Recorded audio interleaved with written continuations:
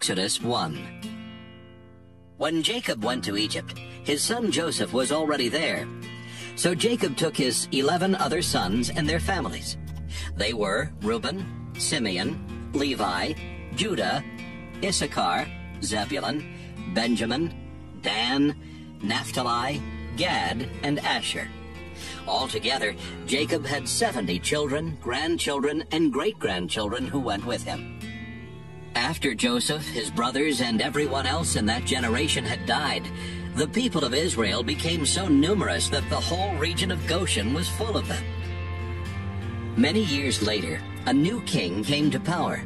He did not know what Joseph had done for Egypt, and he told the Egyptians, "There are too many of those Israelites in our country, and they are becoming more powerful than we are. If we don't outsmart them, their families will keep growing larger. And if our country goes to war, they could easily fight on the side of our enemies and escape from Egypt." The Egyptians put slave bosses in charge of the people of Israel and tried to wear them down with hard work.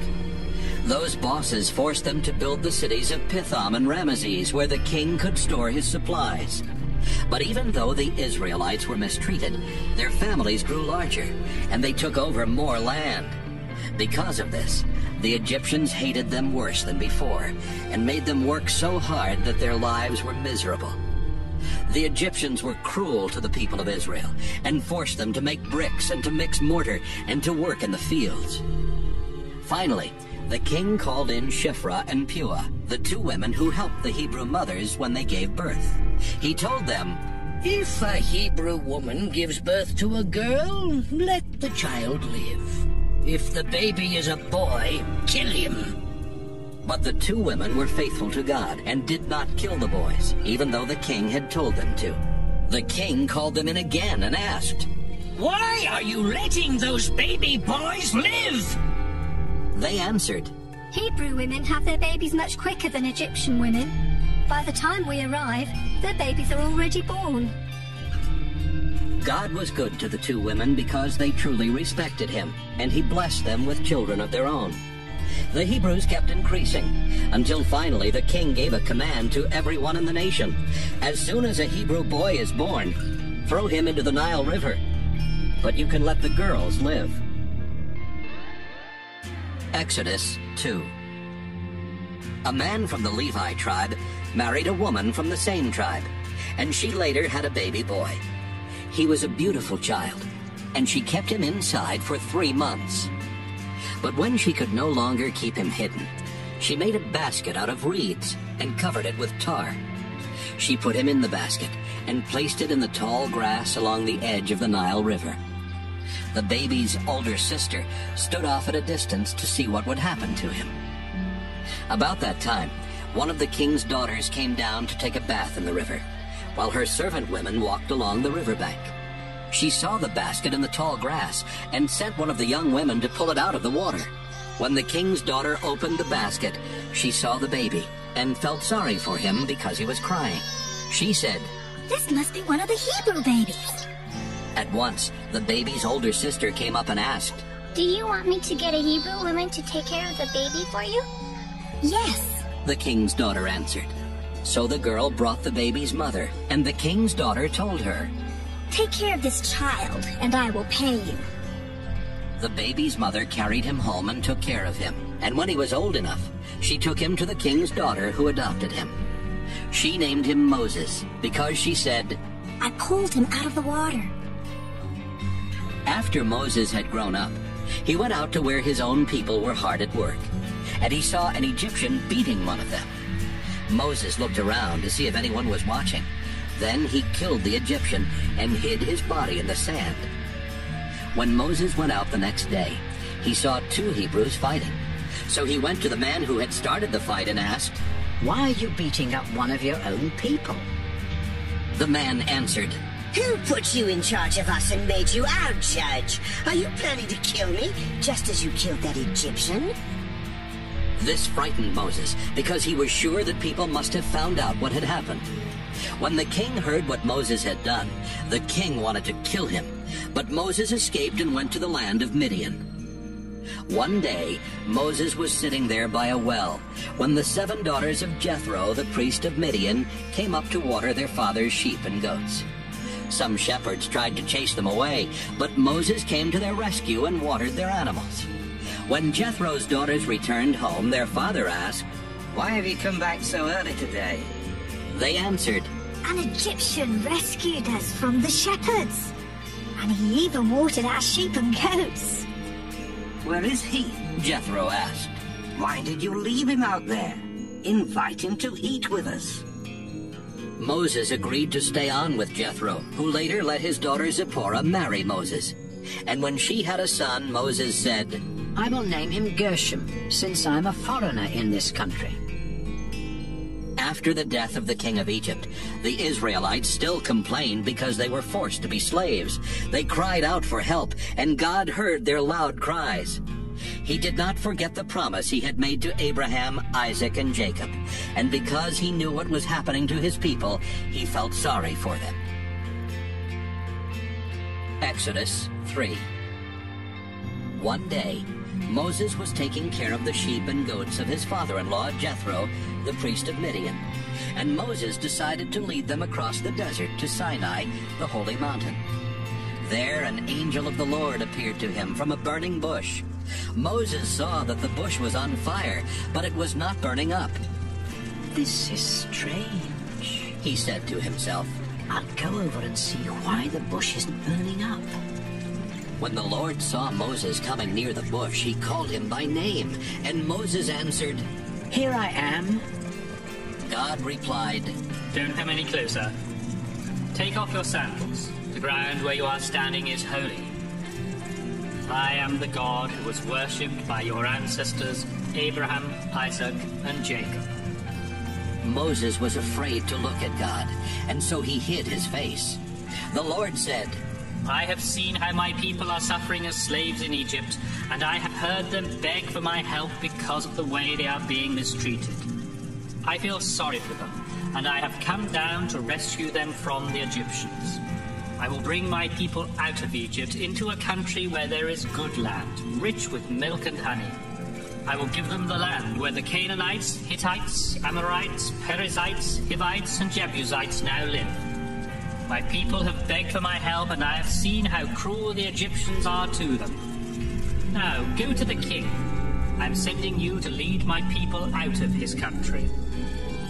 But Moses said, Who am I to go to the king and lead your people out of Egypt? God replied, I will be with you, and you will know that I am the one who sent you, when you worship me on this mountain after you have led my people out of Egypt. Moses answered, I will tell the people of Israel that the God their ancestors worshipped has sent me to them. But what should I say if they ask me your name? God said to Moses, I am the eternal God.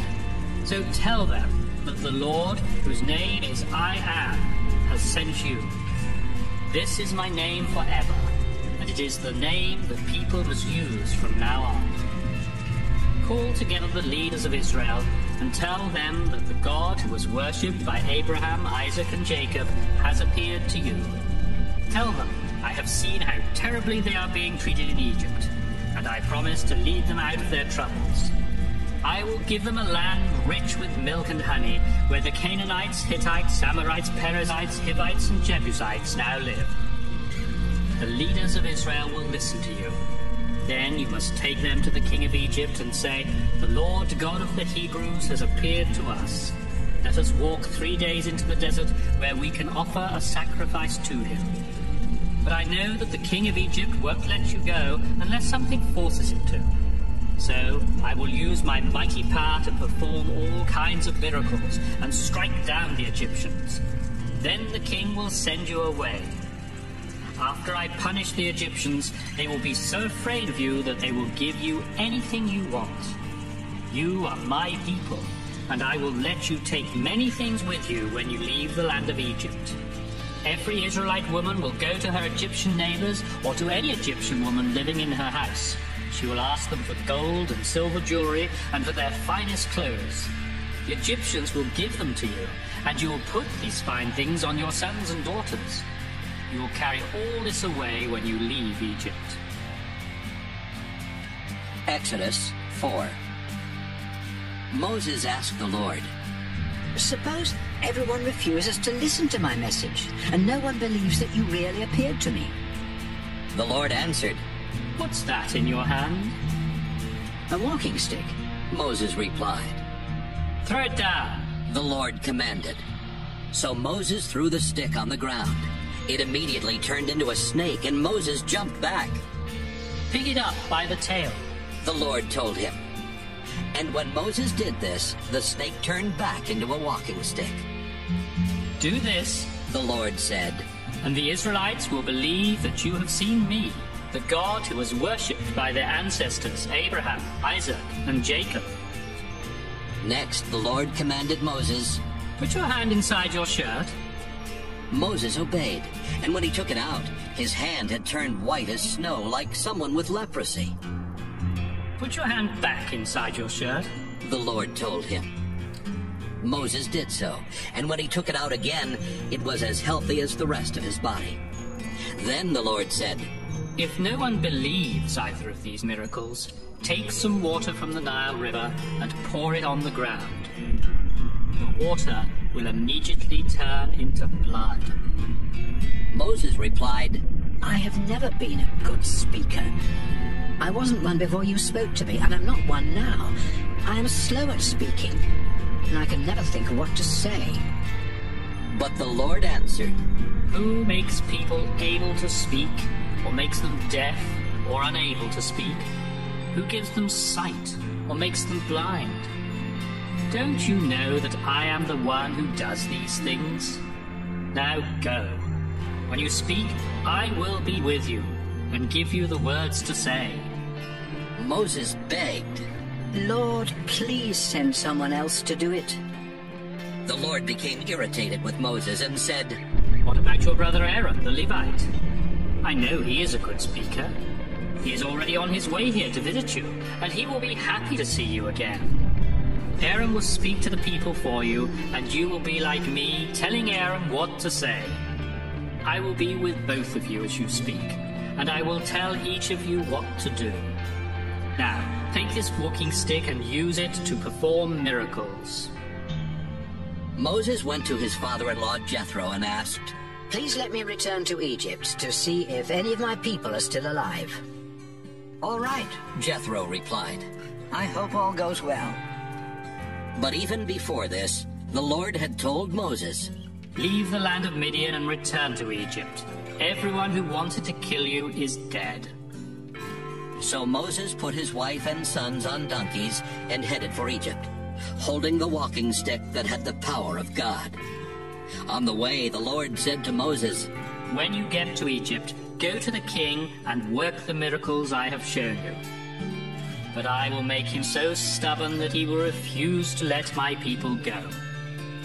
Then tell him that I have said, Israel is my firstborn son, and I commanded you to release him so he could worship me.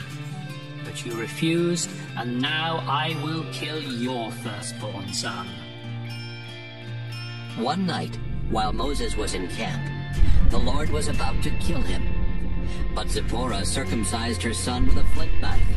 She touched his legs with the skin she had cut off and said, My dear son, this blood will protect you. So the Lord did not harm Moses. Then Zipporah said, Yes, my dear. You are safe because of this circumcision. The Lord sent Aaron to meet Moses in the desert. So Aaron met Moses at Mount Sinai and greeted him with a kiss. Moses told Aaron what God had sent him to say. He also told him about the miracles God had given him the power to perform. Later they brought together the leaders of Israel, and Aaron told them what the Lord had sent Moses to say. Then Moses worked the miracles for the people, and everyone believed. They bowed down and worshiped the Lord, because they knew that he had seen their suffering and was going to help them. Exodus 5. Moses and Aaron went to the king of Egypt and told him, The Lord God says, Let my people go into the desert. so they can honor me with a celebration there. Who is this Lord? And why should I obey him? The king replied. I refuse to let you and your people go. They answered, The Lord God of the Hebrews has appeared to us. Please let us walk 3 days into the desert where we can offer sacrifices to him. If you don't, he may strike us down with terrible troubles or with war. The king said, Moses and Aaron, why are you keeping these people from working? Look how many you are keeping from doing their work. Now everyone get back to work. That same day, the king gave orders to his slave bosses and to the men directly in charge of the Israelite slaves. He told them, Don't give the slaves any more straw to put in their bricks. Force them to find their own straw wherever they can. But they must make the same number of bricks as before. They are lazy, or else they would not beg me to let them go and sacrifice to their God. Make them work so hard that they won't have time to listen to these lies. The slave bosses and the men in charge of the slaves went out and told them, The king says he will not give you any more straw. Go and find your own straw wherever you can. But you must still make as many bricks as before. The slaves went all over Egypt looking for straw, but the slave bosses were hard on them and kept saying, Each day you have to make as many bricks as you did when you were given straw. The bosses beat the men in charge of the slaves and said, Why didn't you force the slaves to make as many bricks yesterday and today as they did before? Finally, the men in charge of the slaves went to the king and said, Why are you treating us like this? No one brings us any straw, but we're still ordered to make the same number of bricks. We're beaten with whips, and your own people are to blame. The king replied, You are lazy. Nothing but lazy. That's why you keep asking me to let you go and sacrifice to your Lord. Get back to work. You won't be given straw, but you must still make the same number of bricks. The men knew they were in deep trouble when they were ordered to make the same number of bricks each day. After they left the king, they went to see Moses and Aaron, who had been waiting for them. Then the men said, We hope the Lord will punish both of you for making the king and his officials hate us. Now they even have an excuse to kill us. Moses left them and prayed, Our Lord, why have you brought so much trouble on your people? Is that why you sent me here? Ever since you told me to speak to the king, he has caused nothing but trouble for these people, and you haven't done a thing to help. Exodus 6. The Lord God told Moses, Soon you will see what I will do to the king. Because of my mighty power, he will let my people go, and he will even chase them out of his country. My name is the Lord. But when I appeared to Abraham, Isaac, and Jacob, I came as God all-powerful and did not use my name. I made an agreement and promised them the land of Canaan where they were living as foreigners. Now I have seen how the people of Israel are suffering because of the Egyptians, and I will keep my promise. Here is my message for Israel. I am the Lord, and with my mighty power I will punish the Egyptians and free you from slavery. I will accept you as my people, and I will be your God. Then you will know that I was the one who rescued you from the Egyptians.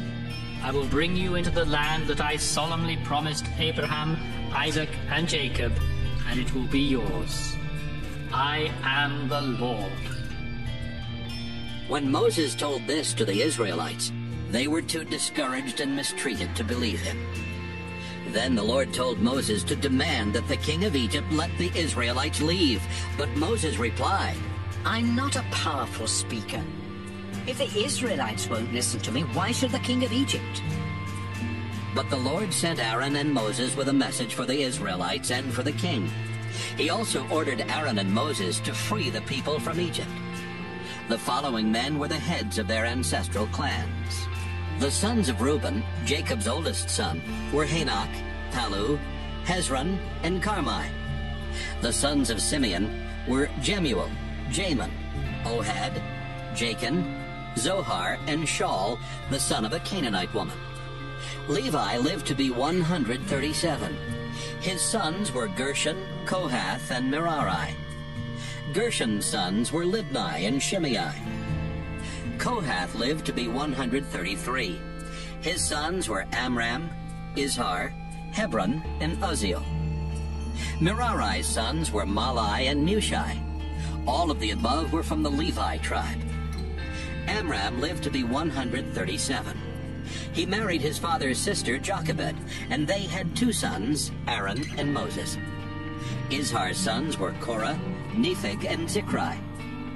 Uzziel's sons were Mishael, Elzaphan, and Sithri. Aaron married Elisheba. She was the daughter of Amminadab, and the sister of Nahshon. They had four sons, Nadab, Abihu, Eleazar, and Ithamar. Korah's sons were Asher, Elkanah, and Abiasaph. Aaron's son Eleazar married one of Putiel's daughters, and their son was Phinehas. This ends the list of those who were the heads of clans in the Levi tribe. The Lord had commanded Aaron and Moses to lead every family and tribe of Israel out of Egypt, and so they ordered the king of Egypt to set the people of Israel free. When the Lord spoke to Moses in the land of Egypt, he said, I am the Lord. Tell the king of Egypt everything I say to you. But Moses answered, You know I am a very poor speaker, and the king will never listen to me.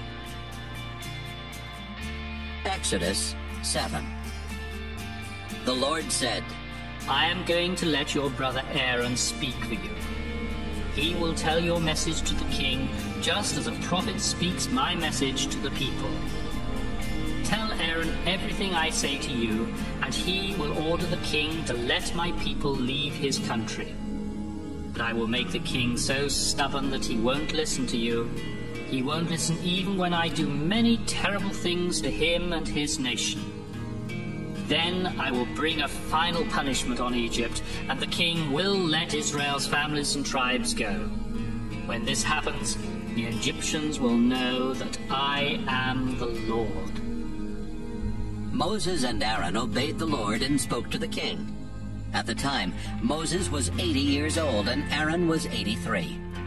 The Lord said, Moses, when the king asks you and Aaron to perform a miracle, command Aaron to throw his walking stick down in front of the king, and it will turn into a snake. Moses and Aaron went to the king and his officials and did exactly as the Lord had commanded. Aaron threw the stick down, and it turned into a snake. Then the king called in the wise men and the magicians, who used their secret powers to do the same thing. They threw down sticks that turned into snakes, but Aaron's snake swallowed theirs. The king behaved just as the Lord had said, and stubbornly refused to listen. The Lord said to Moses, The Egyptian king stubbornly refuses to change his mind and let the people go. Tomorrow morning, take the stick that turned into a snake, then wait beside the Nile River for the king. Tell him, The Lord God of the Hebrews sent me to order you to release his people so they can worship him in the desert. But until now you have paid no attention. The Lord is going to do something to show you that he really is the Lord. I will strike the Nile with this stick, and the water will turn into blood. The fish will die, the river will stink, and none of you Egyptians will be able to drink the water. Moses then commanded Aaron to hold his stick over the water, so that every drop of water in Egypt would turn into blood, including rivers, canals, ponds, and even the water in buckets and jars. Moses and Aaron obeyed the Lord. Aaron held out his stick, then struck the Nile as the king and his officials watched. The river turned into blood, the fish died, and the water smelled so bad that none of the Egyptians could drink it. Blood was everywhere in Egypt. But the Egyptian magicians used their secret powers to do the same thing. The king did just as the Lord had said. He stubbornly refused to listen. Then he went back to his palace and never gave it a second thought. The Egyptians had to dig holes along the banks of the Nile for drinking water, because water from the river was unfit to drink. Exodus 8. 7 days after the Lord had struck the Nile, he said to Moses, "Go to the palace and tell the king of Egypt that I order him to let my people go so they can worship me. If he refuses, I will cover his entire country with frogs. Warn the king that the Nile will be full of frogs, and from there they will spread into the royal palace, including the king's bedroom and even his bed. Frogs will enter the homes of his officials and will find their way into ovens and into the bowls of bread dough. Frogs will be crawling on everyone, the king, his officials, and every citizen of Egypt."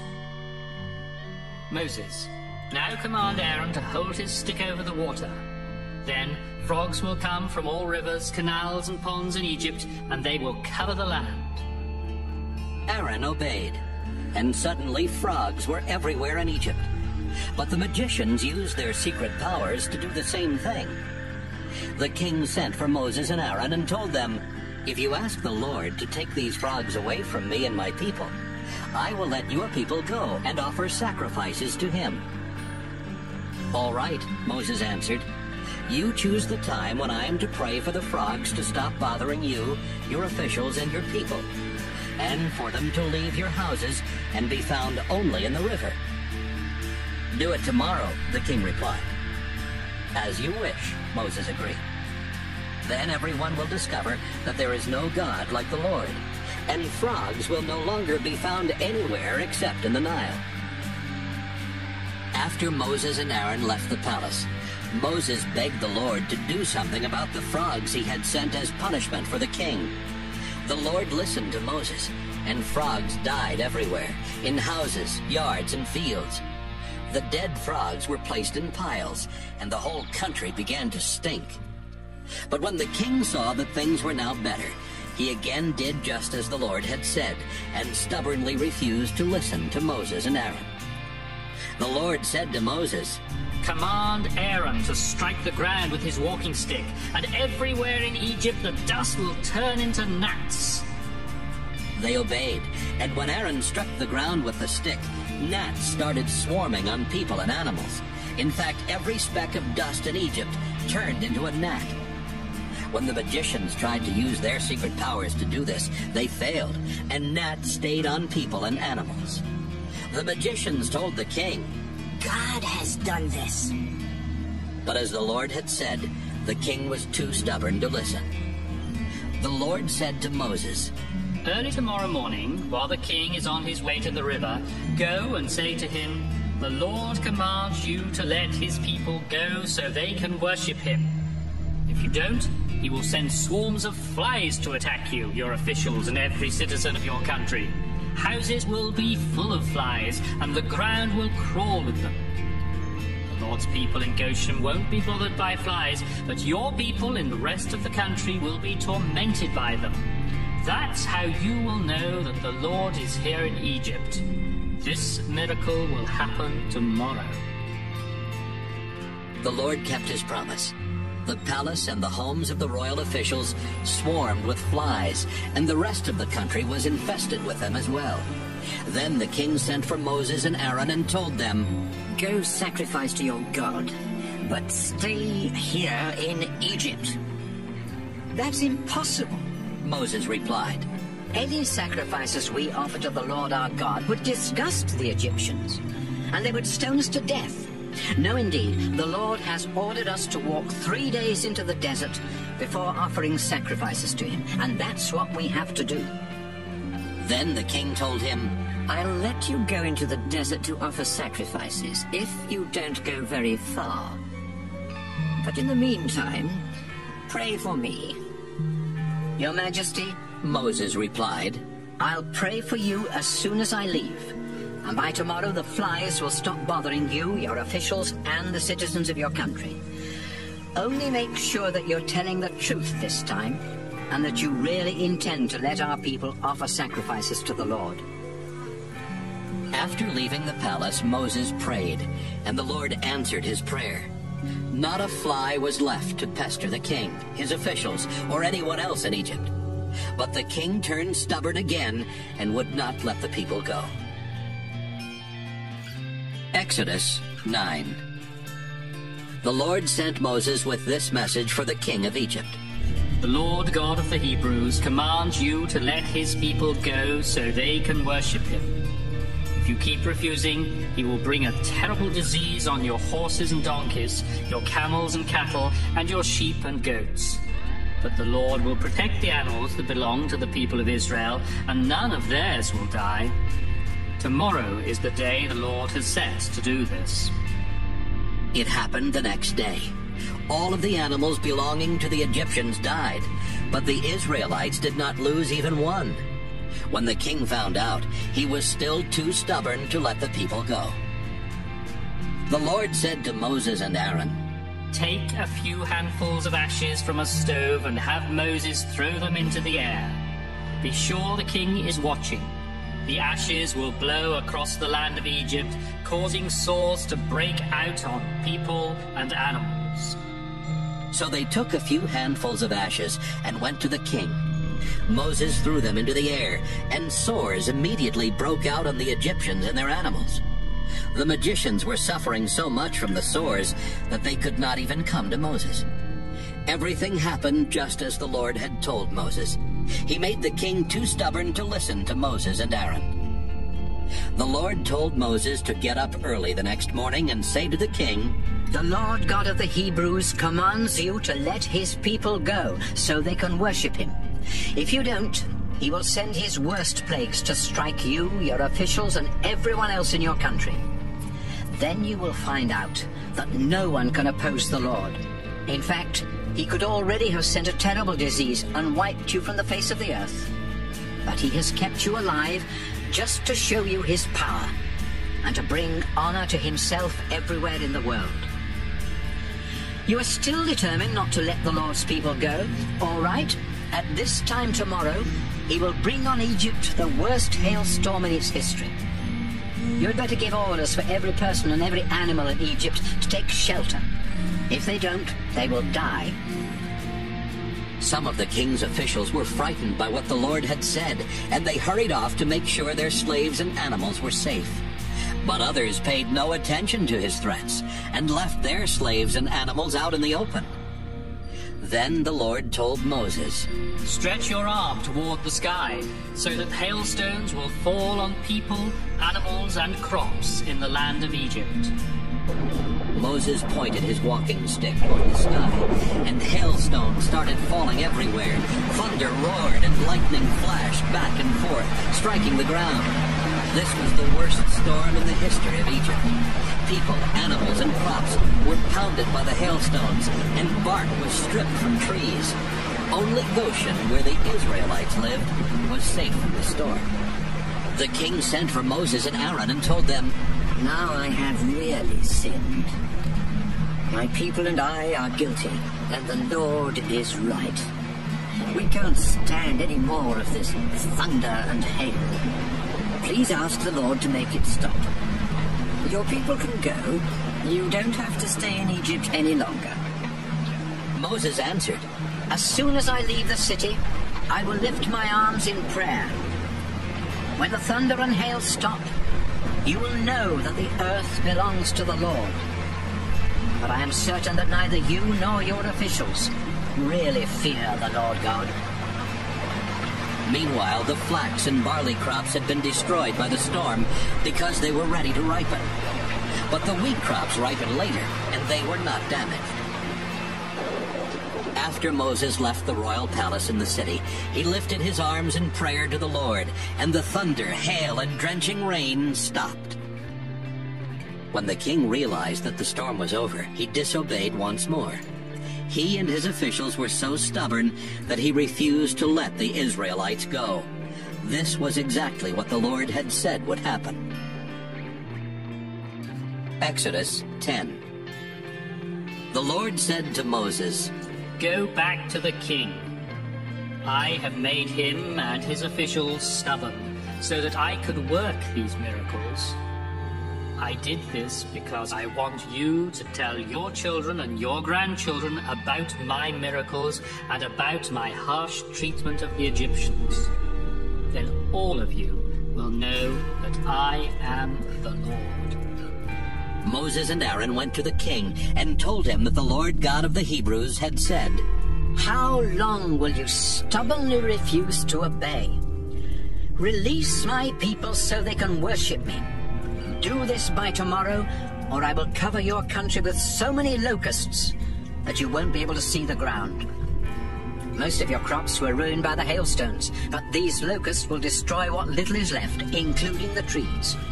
Your palace, the homes of your officials, and all other houses in Egypt will overflow with more locusts than have ever been seen in this country." After Moses left the palace, the king's officials asked, "Your Majesty, how much longer is this man going to be a troublemaker? Why don't you let the people leave so they can worship the Lord their God? Don't you know that Egypt is a disaster?" The king had Moses and Aaron brought back, and he said, "All right, you may go and worship the Lord your God. But first, tell me who will be going." "Everyone, young and old," Moses answered. "We will even take our sheep, goats, and cattle, because we want to hold a celebration in honor of the Lord." The king replied, "The Lord had better watch over you on the day I let you leave with your families. You're up to no good. Do you want to worship the Lord? All right. Take only the men and go." Then Moses and Aaron were chased out of the palace. The Lord told Moses, "Stretch your arm toward Egypt.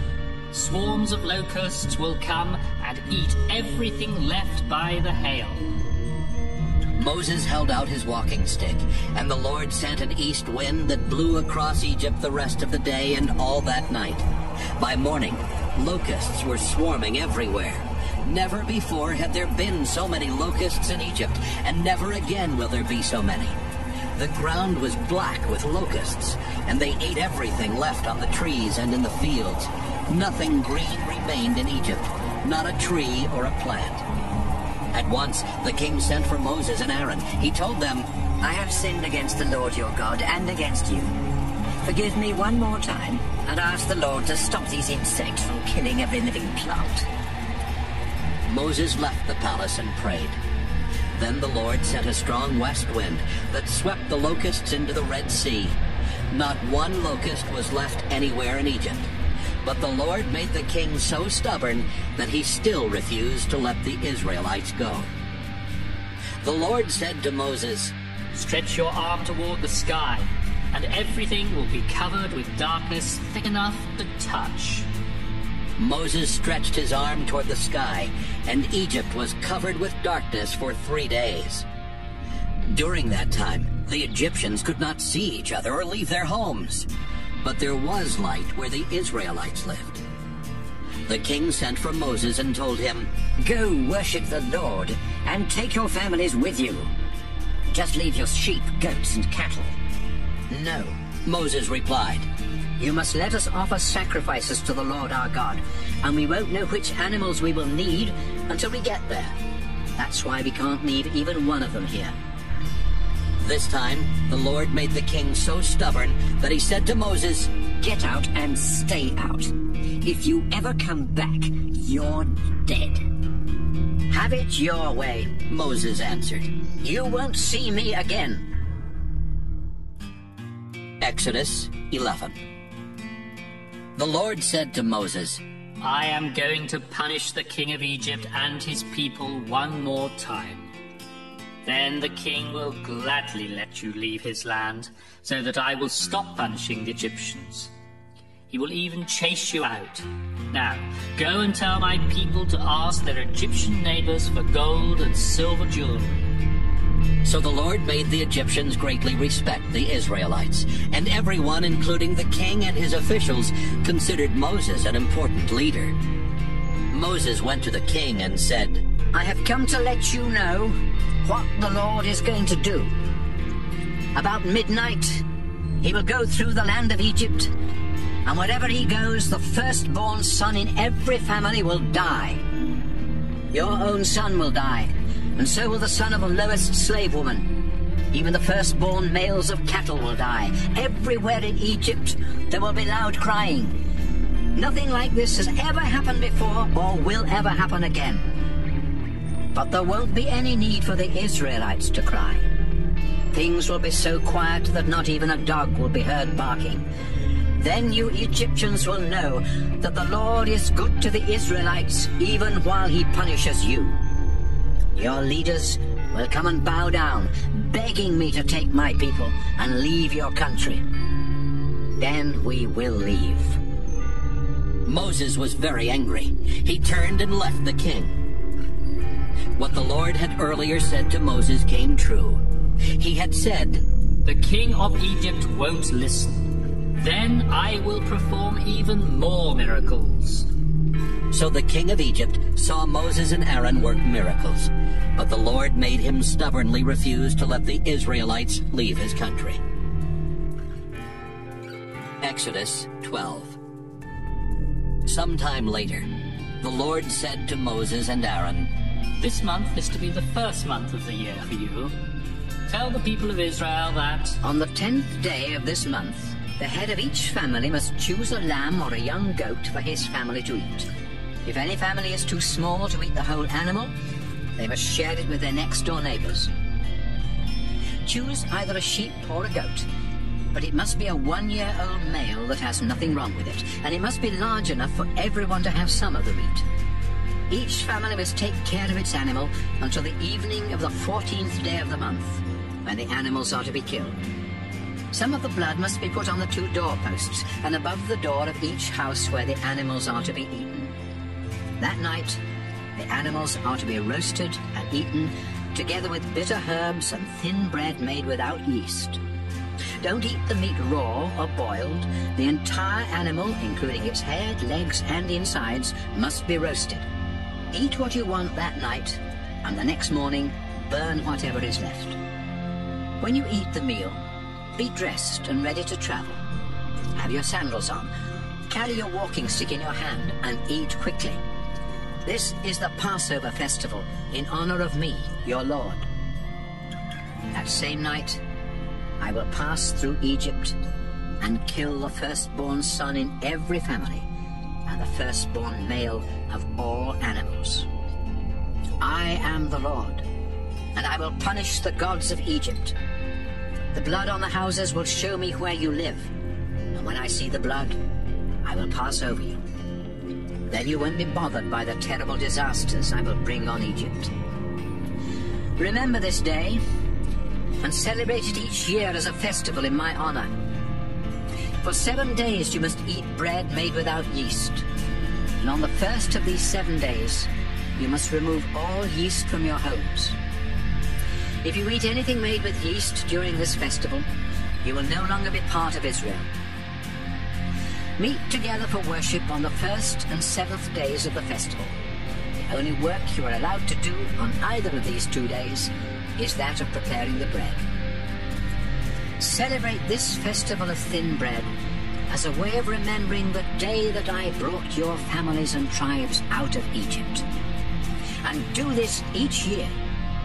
Begin on the evening of the 14th day of the first month by eating bread made without yeast. Then continue this celebration until the evening of the 21st day. During these 7 days, no yeast is allowed in anyone's home, whether they are native Israelites or not. If you are caught eating anything made with yeast, you will no longer be part of Israel. Stay away from yeast, no matter where you live. No one is allowed to eat anything made with yeast. Moses called the leaders of Israel together and said, Each family is to pick out a sheep and kill it for Passover. Make a brush from a few small branches of a hyssop plant and dip the brush in the bowl that has the blood of the animal in it. Then brush some of the blood above the door and on the posts at each side of the door of your house. After this, everyone is to stay inside. During that night, the Lord will go through the country of Egypt and kill the firstborn son in every Egyptian family.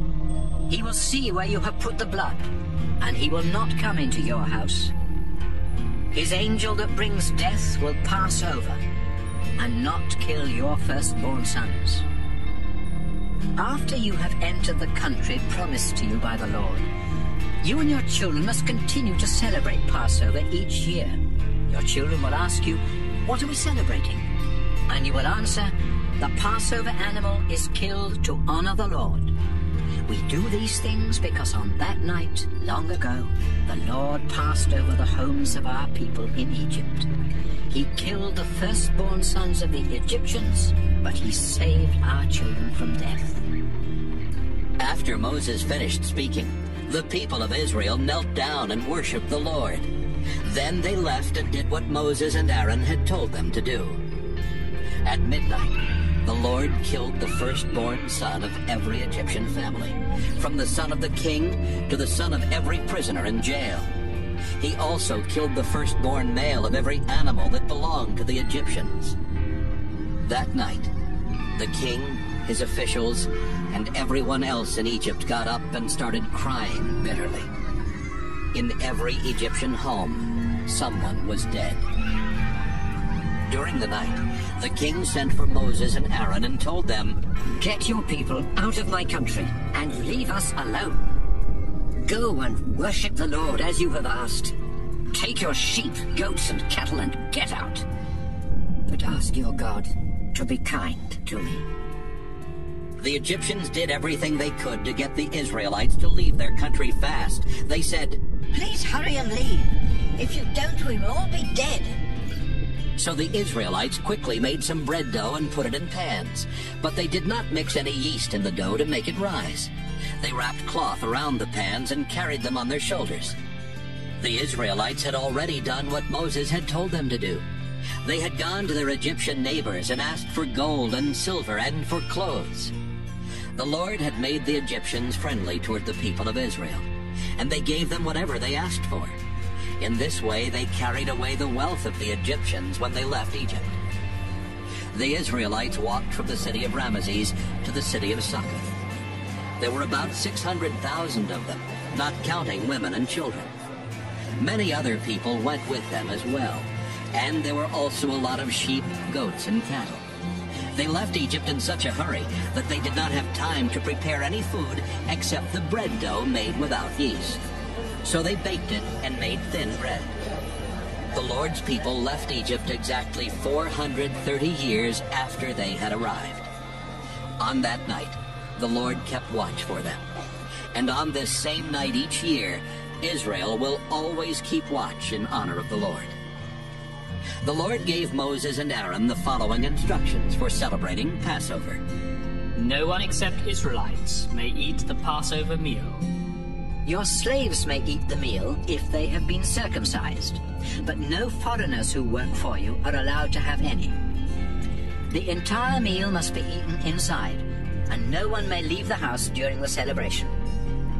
No bones of the Passover lamb may be broken, and all Israelites must take part in the meal.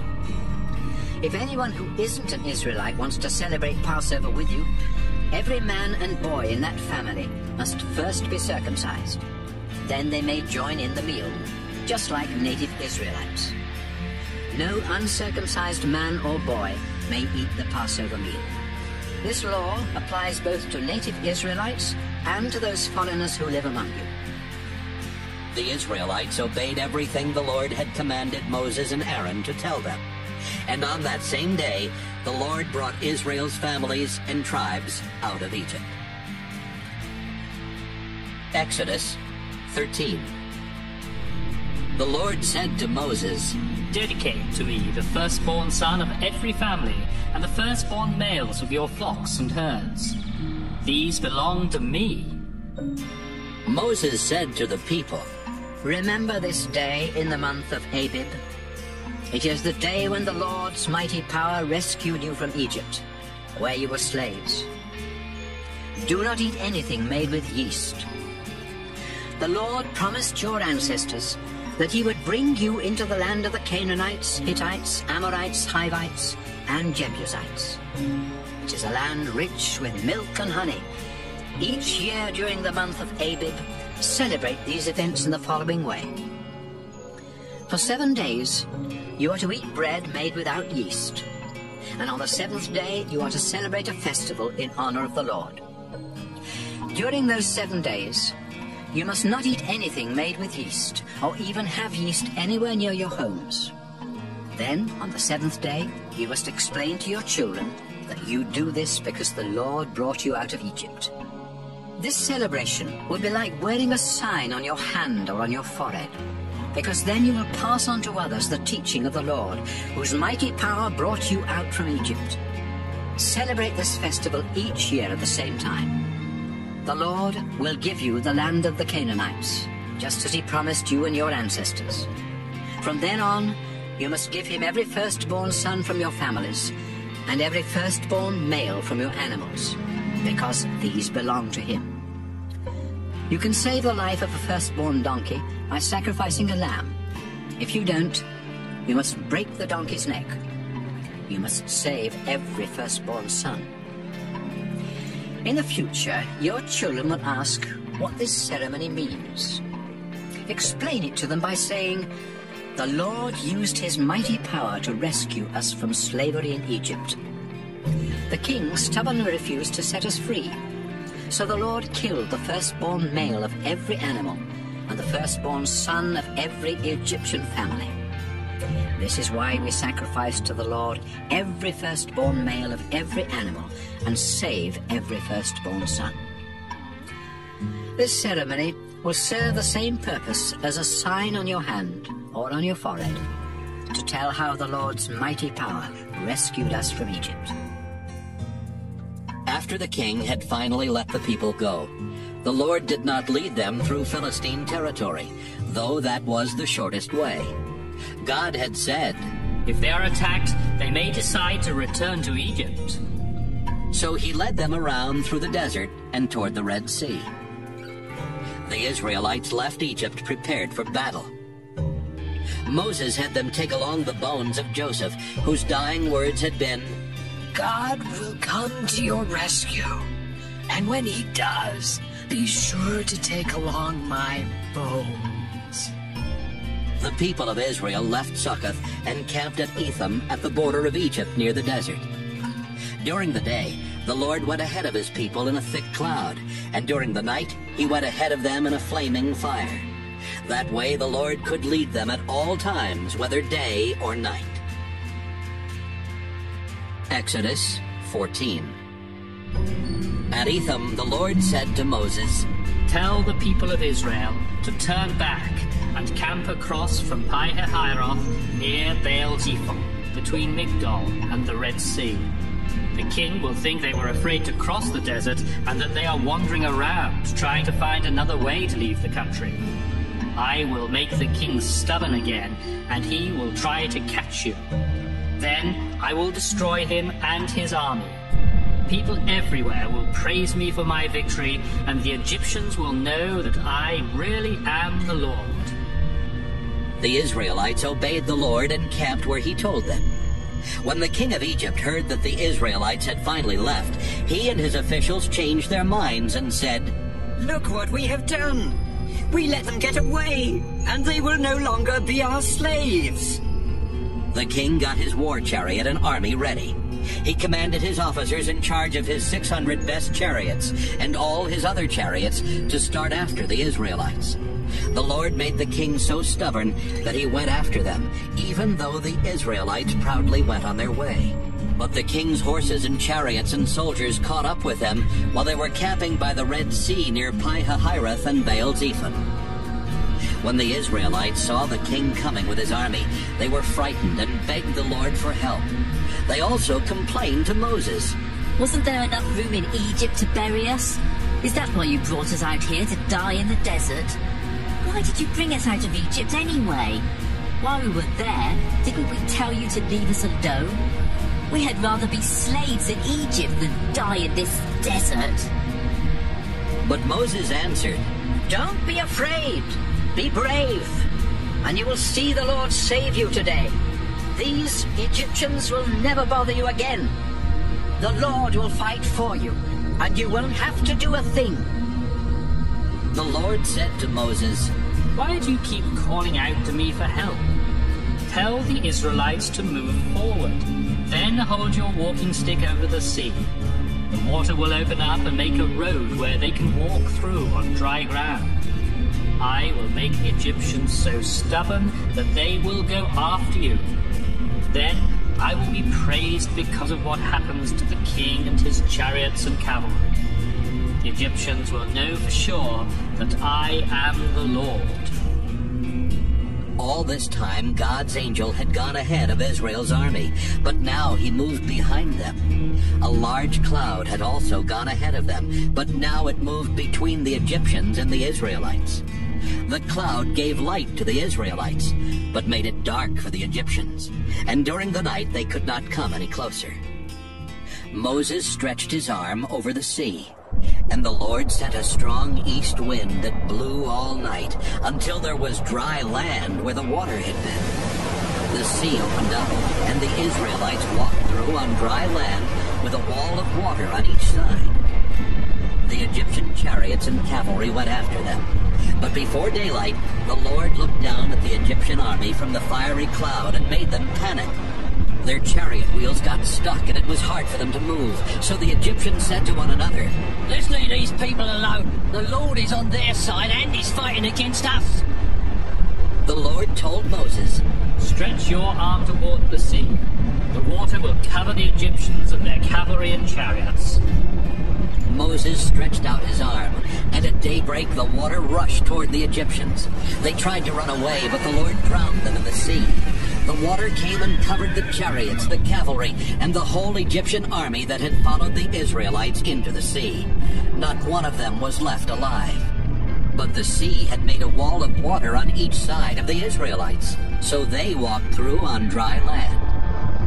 On that day, when the Israelites saw the bodies of the Egyptians washed up on the shore, they knew that the Lord had saved them.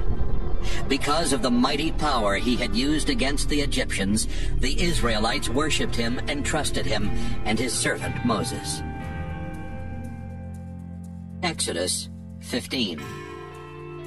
Moses and the Israelites sang this song in praise of the Lord. I sing praises to the Lord for his great victory. He has thrown the horses and their riders into the sea. The Lord is my strength, the reason for my song, because he has saved me. I praise and honor the Lord. He is my God and the God of my ancestors. The Lord is his name, and he is a warrior. He threw the chariots and the army of Egypt's king into the Red Sea, and he drowned the best of the king's officers. They sank to the bottom just like stones. With the tremendous force of your right arm, our Lord, you crushed your enemies. What a great victory was yours as you defeated everyone who opposed you. Your fiery anger wiped them out as though they were straw. You were so furious that the sea piled up like a wall and the ocean depths curdled like cheese. Your enemies boasted that they would pursue and capture us, divide up our possessions, treat us as they wished, then take out their swords and kill us right there. But when you got furious, they sank like lead, swallowed by ocean waves. Our Lord, no other gods compare with you. Majestic and holy, fearsome and glorious miracle worker. When you signaled with your right hand, your enemies were swallowed deep into the earth.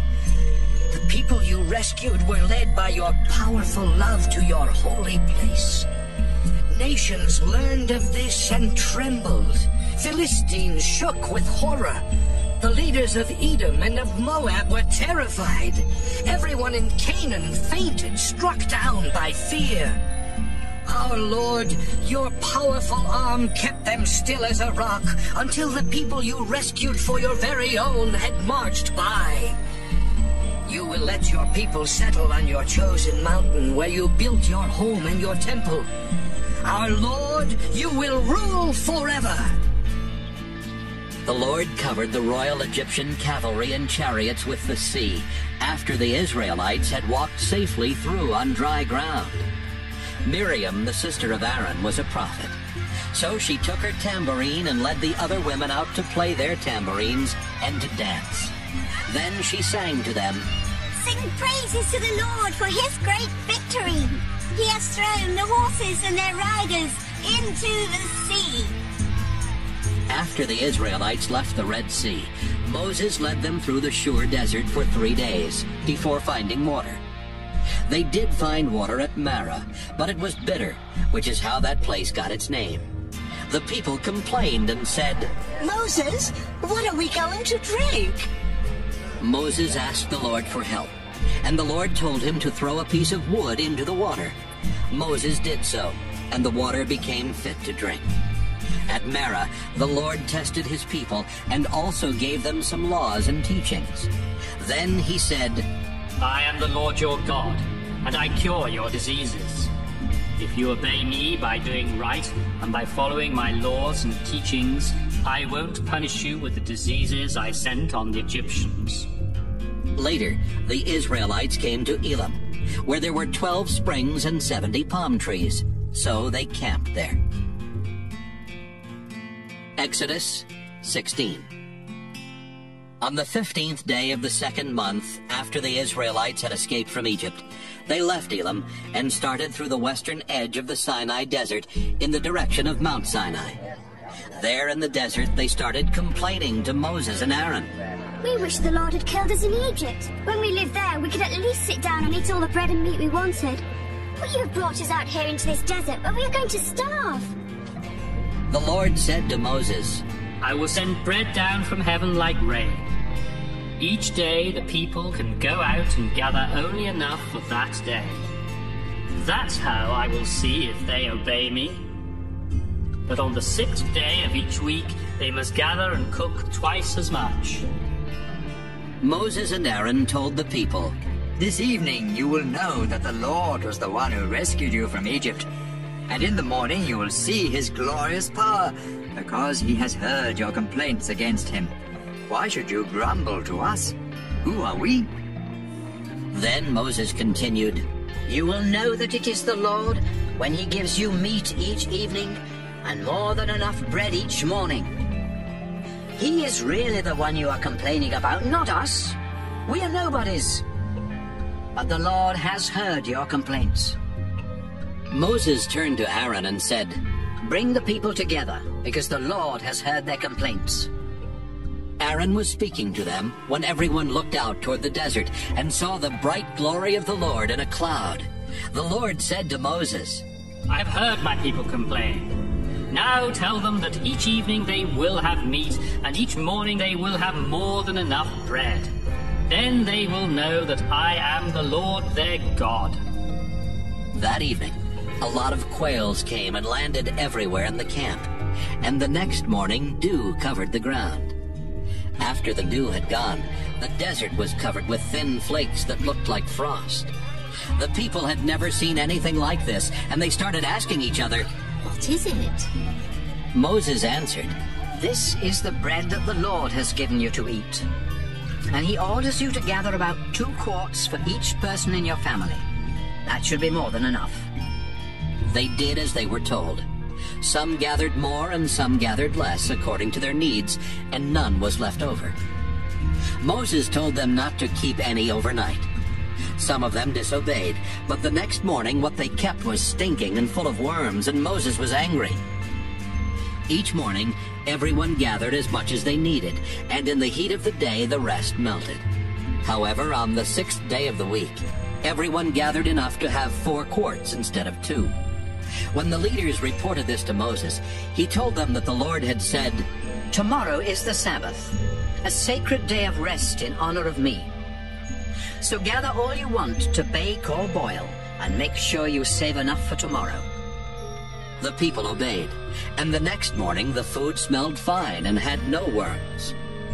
You may eat the food, Moses said. Today is the Sabbath in honor of the Lord, and there won't be any of this food on the ground today. You will find it there for the first 6 days of the week, but not on the Sabbath. A few of the Israelites did go out to look for some, but there was none. Then the Lord said, Moses, how long will you people keep disobeying my laws and teachings? Remember that I was the one who gave you the Sabbath. That's why, on the 6th day, I provide enough bread for 2 days. Everyone is to stay home and rest on the Sabbath. and so they rested on the Sabbath. The Israelites called the bread manna. It was white like coriander seed, and delicious as wafers made with honey. Moses told the people that the Lord had said, "Store up 2 quarts of this manna, because I want future generations to see the food I gave you during the time you were in the desert after I rescued you from Egypt." Then Moses told Aaron, "Put some manna in a jar and store it in the place of worship for future generations to see." Aaron followed the Lord's instructions and put the manna in front of the sacred chest for safekeeping. The Israelites ate manna for 40 years before they came to the border of Canaan that was a settled land. Exodus 17. The Israelites left the desert and moved from one place to another each time the Lord ordered them to. Once they camped at Rephidim, but there was no water for them to drink. The people started complaining to Moses. "Give us some water!" Moses replied, "Why are you complaining to me and trying to put the Lord to the test?" But the people were thirsty and kept on complaining. "Moses, did you bring us out of Egypt just to let us and our families and our animals die of thirst?" Then Moses prayed to the Lord, "What am I going to do with these people? They're about to stone me to death." The Lord answered, "Take some of the leaders with you and go ahead of the rest of the people. Also, take along the walking stick you used to strike the Nile River, and when you get to the rock at Mount Sinai, I will be there with you. Strike the rock with the stick, and water will pour out for the people to drink." Moses did this while the leaders watched. The people had complained and tested the Lord by asking, "Is the Lord really with us?" So Moses named that place Massah, which means testing, and Meribah, which means complaining. When the Israelites were at Rephidim, they were attacked by the Amalekites. So Moses told Joshua, "Have some men ready to attack the Amalekites tomorrow. I will stand on a hilltop, holding this walking stick that has the power of God." Joshua led the attack, as Moses had commanded, while Moses, Aaron, and Hur stood on the hilltop. The Israelites outfought the Amalekites as long as Moses held up his arms, but they started losing whenever he had to lower them. Finally, Moses was so tired that Aaron and Hur got a rock for him to sit on. Then they stood beside him and supported his arms in the same position until sunset. That's how Joshua defeated the Amalekites. Afterwards, the Lord said to Moses, "Write an account of this victory and read it to Joshua. I want the Amalekites to be forgotten forever." Moses built an altar and named it, "The Lord Gives Me Victory." Then Moses explained, "This is because I depended on the Lord. But in future generations, the Lord will have to fight the Amalekites again." Exodus 18. Jethro was the priest of Midian and the father-in-law of Moses, and he heard what the Lord God had done for Moses and his people after rescuing them from Egypt. In the meantime, Moses had sent his wife Zipporah and her 2 sons to stay with Jethro, and he had welcomed them. Moses was still a foreigner in Midian when his first son was born, and so Moses said, "I'll name him Gershom." When his second son was born, Moses said, "I'll name him Eliezer, because the God my father worshipped has saved me from the king of Egypt." While Israel was camped in the desert near Mount Sinai, Jethro sent Moses this message. "I'm coming to visit you, and I'm bringing your wife and 2 sons." When they arrived, Moses went out and bowed down in front of Jethro, then kissed him. After they had greeted each other, they went into the tent, where Moses told him everything the Lord had done to protect Israel against the Egyptians and their king. He also told him how the Lord had helped them in all of their troubles.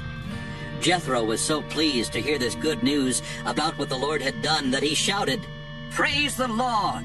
He rescued you and the Israelites from the Egyptians and their king. Now I know that the Lord is the greatest God, because he has rescued Israel from their arrogant enemies." Jethro offered sacrifices to God. Then Aaron and Israel's leaders came to eat with Jethro there at the place of worship.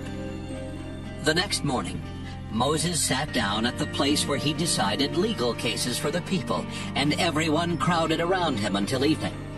Jethro saw how much Moses had to do for the people, and he asked, "Why are you the only judge? Why do you let these people crowd around you from morning till evening?" Moses answered, "Because they come here to find out what God wants them to do. They bring their complaints to me, and I make decisions on the basis of God's laws." Jethro replied, "That isn't the best way to do it. You and the people who come to you will soon be worn out. The job is too much for one person. You can't do it alone. God will help you if you follow my advice. You should be the one to speak to God for the people, and you should teach them God's laws and show them what they must do to live right. You will need to appoint some competent leaders who respect God and are trustworthy and honest. Then put them over groups of 10, 50, 100, and 1,000. These judges can handle the ordinary cases and bring the more difficult ones to you. Having them to share the load will make your work easier. This is the way God wants it done. You won't be under nearly as much stress, and everyone else would return home feeling satisfied." Moses followed Jethro's advice.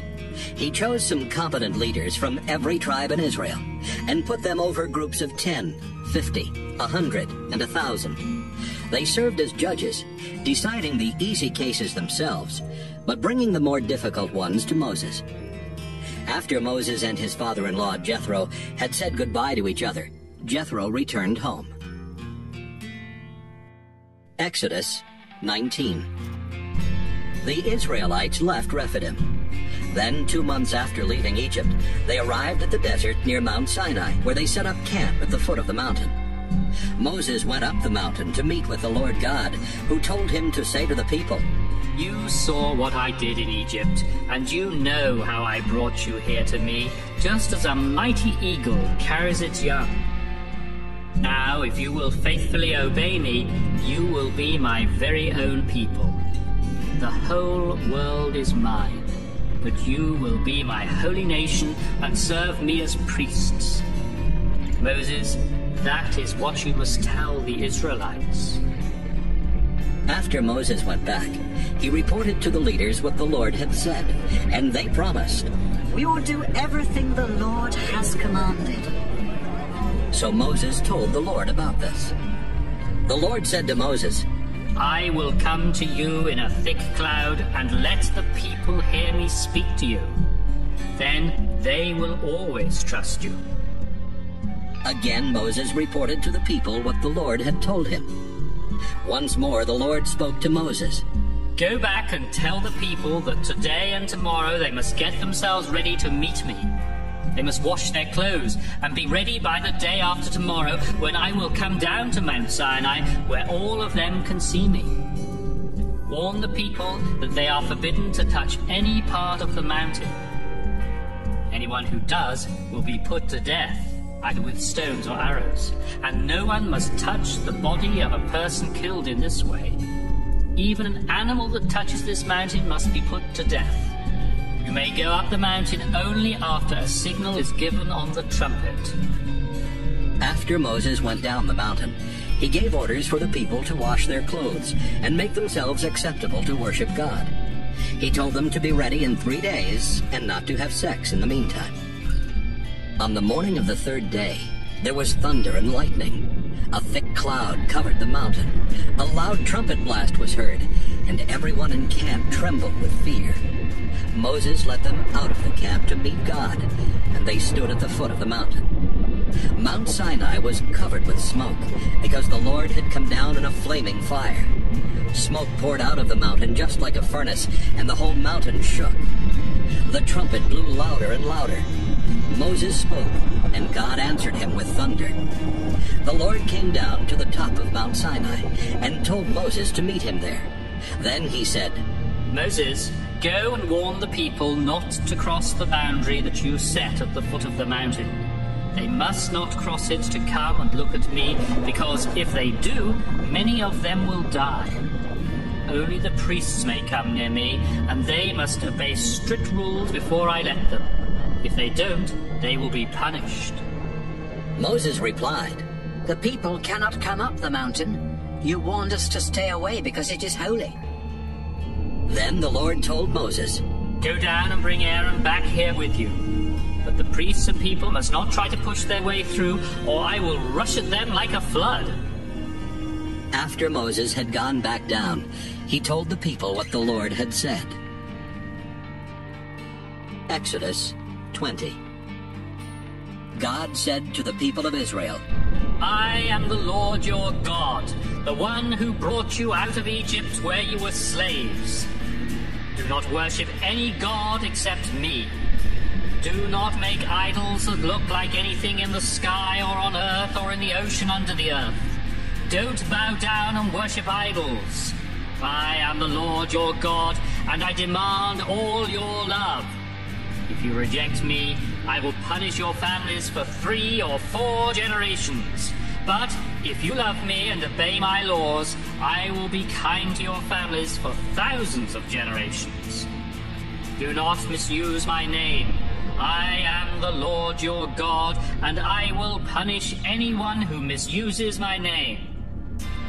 Remember that the Sabbath day belongs to me. You have 6 days when you can do your work, but the 7th day of each week belongs to me, your God. No one is to work on that day. Not you, your children, your slaves, your animals, or the foreigners who live in your towns. In 6 days I made the sky, the earth, the oceans, and everything in them, but on the 7th day I rested. That's why I made the Sabbath a special day that belongs to me. Respect your father and your mother, and you will live a long time in the land I am giving you. Do not murder. Be faithful in marriage. Do not steal. Do not tell lies about others. Do not want anything that belongs to someone else. Don't want anyone's house, wife, or husband, slaves, oxen, donkeys, or anything else. The people trembled with fear when they heard the thunder and the trumpet, and saw the lightning and the smoke coming from the mountain. They stood a long way off and said to Moses, If you speak to us, we will listen. But don't let God speak to us, or we will die. Don't be afraid, Moses replied. God has come only to test you, so that by obeying him, you won't sin. But when Moses went near the thick cloud where God was, the people stayed a long way off. The Lord told Moses to say to the people of Israel, With your own eyes you saw me speak to you from heaven. So you must never make idols of silver or gold to worship in place of me. Build an altar out of earth, and offer on it your sacrifices of sheep, goats, and cattle. Wherever I choose to be worshipped, I will come down to bless you. If you ever build an altar for me out of stones, do not use any tools to chisel the stones, because that would make the altar unfit. And don't build an altar that requires steps. You might expose yourself when you climb up. Exodus 21. The Lord gave Moses the following laws for his people. If you buy a Hebrew slave, he must remain your slave for 6 years. But in the 7th year you must set him free, without cost to him. If he was single at the time you bought him, he alone must be set free. But if he was married at the time, both he and his wife must be given their freedom. If you give him a wife and they have children, only the man himself must be set free. His wife and children remain the property of his owner. But suppose the slave loves his wife and children so much that he won't leave without them. Then he must stand beside either the door or the doorpost at the place of worship, while his owner punches a small hole through one of his ears with a sharp metal rod. This makes him a slave for life. A young woman who was sold by her father doesn't gain her freedom in the same way that a man does. If she doesn't please the man who bought her to be his wife, he must let her be bought back. He cannot sell her to foreigners. This would break the contract he made with her. If he selects her as a wife for his son, he must treat her as his own daughter. If the man later marries another woman, he must continue to provide food and clothing for the one he bought and to treat her as a wife. If he fails to do any of these things, she must be given her freedom without cost. Death is the punishment for murder. But if you did not intend to kill someone, and I, the Lord, let it happen anyway, you may run for safety to a place that I have set aside. If you plan in advance to murder someone, there's no escape, not even by holding on to my altar. You will be dragged off and killed. Death is the punishment for attacking your father or mother. Death is the punishment for kidnapping. If you sell the person you kidnapped, or if you are caught with that person, the penalty is death. Death is the punishment for cursing your father or mother. Suppose two of you are arguing, and you hit the other with either a rock or your fist without causing a fatal injury. If the victim has to stay in bed, and later has to use a stick when walking outside, you must pay for the loss of time and do what you can to help until the injury is completely healed. That's your only responsibility. Death is the punishment for beating to death any of your slaves. However, if the slave lives a few days after the beating, you are not to be punished. After all, you have already lost the services of that slave who was your property. Suppose a pregnant woman suffers a miscarriage as the result of an injury caused by someone who is fighting. If she isn't badly hurt, the one who injured her must pay whatever fine her husband demands and the judges approve.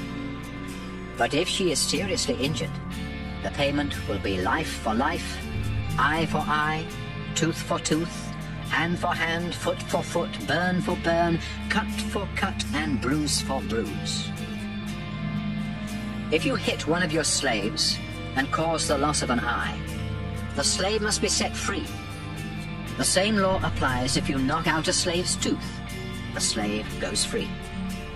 A bull that kills someone with its horns must be killed and its meat destroyed, but the owner of the bull isn't responsible for the death.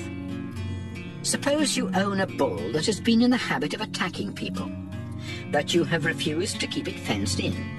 If that bull kills someone, both you and the bull must be put to death by stoning. However, you may save your own life by paying whatever fine is demanded.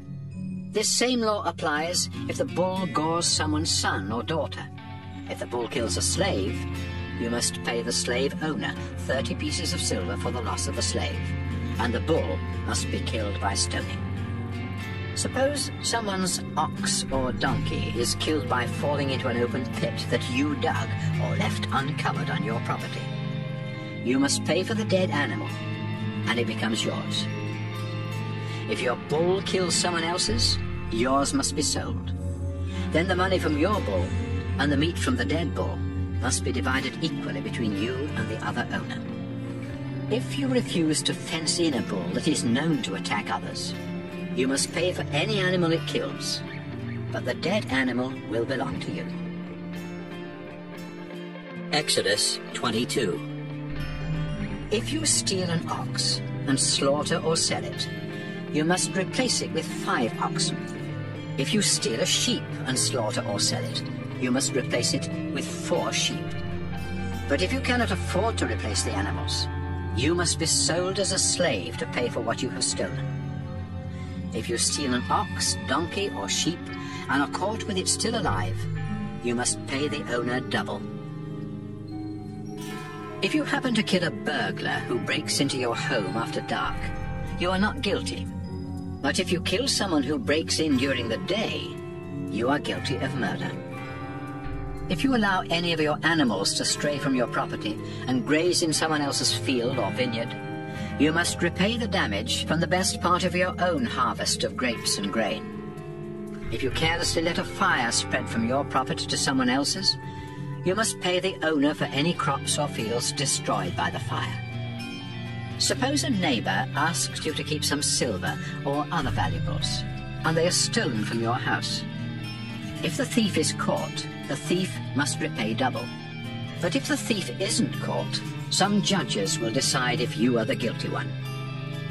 Suppose two people claim to own the same ox or donkey or sheep or piece of clothing. Then the judges must decide the case, and the guilty person will pay the owner double. Suppose a neighbor who is going to be away asks you to keep a donkey or an ox or a sheep or some other animal, and it dies or gets injured or is stolen while no one is looking. If you swear with me as your witness that you did not harm the animal, you do not have to replace it. Your word is enough. But if the animal was stolen while in your care, you must replace it. If the animal was attacked and killed by a wild animal, and you can show the remains of the dead animal to its owner, you do not have to replace it. Suppose you borrow an animal from a neighbor, and he gets injured or dies while the neighbor isn't around. Then you must replace it. But if something happens to the animal while the owner is present, you do not have to replace it. If you had leased the animal, the money you paid the owner will cover any harm done to it. Suppose a young woman has never been married and isn't engaged. If a man talks her into having sex, he must pay the bride price and marry her. But if her father refuses to let her marry the man, the bride price must still be paid. Death is the punishment for witchcraft. Death is the punishment for having sex with an animal. Death is the punishment for offering sacrifices to any god except me. Do not mistreat or abuse foreigners who live among you. Remember, you are foreigners in Egypt. Do not mistreat widows or orphans. If you do, they will beg for my help, and I will come to their rescue. In fact, I will get so angry that I will kill your men and make widows of their wives and orphans of their children. Don't charge interest when you lend money to any of my people who are in need. Before sunset, you must return any coat taken as security for a loan, because that is the only cover the poor have when they sleep at night. I am a merciful God, and when they call out to me, I will come to help them. Don't speak evil of me or of the ruler of your people.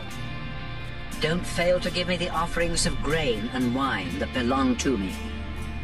Dedicate to me your firstborn sons and the firstborn of your cattle and sheep.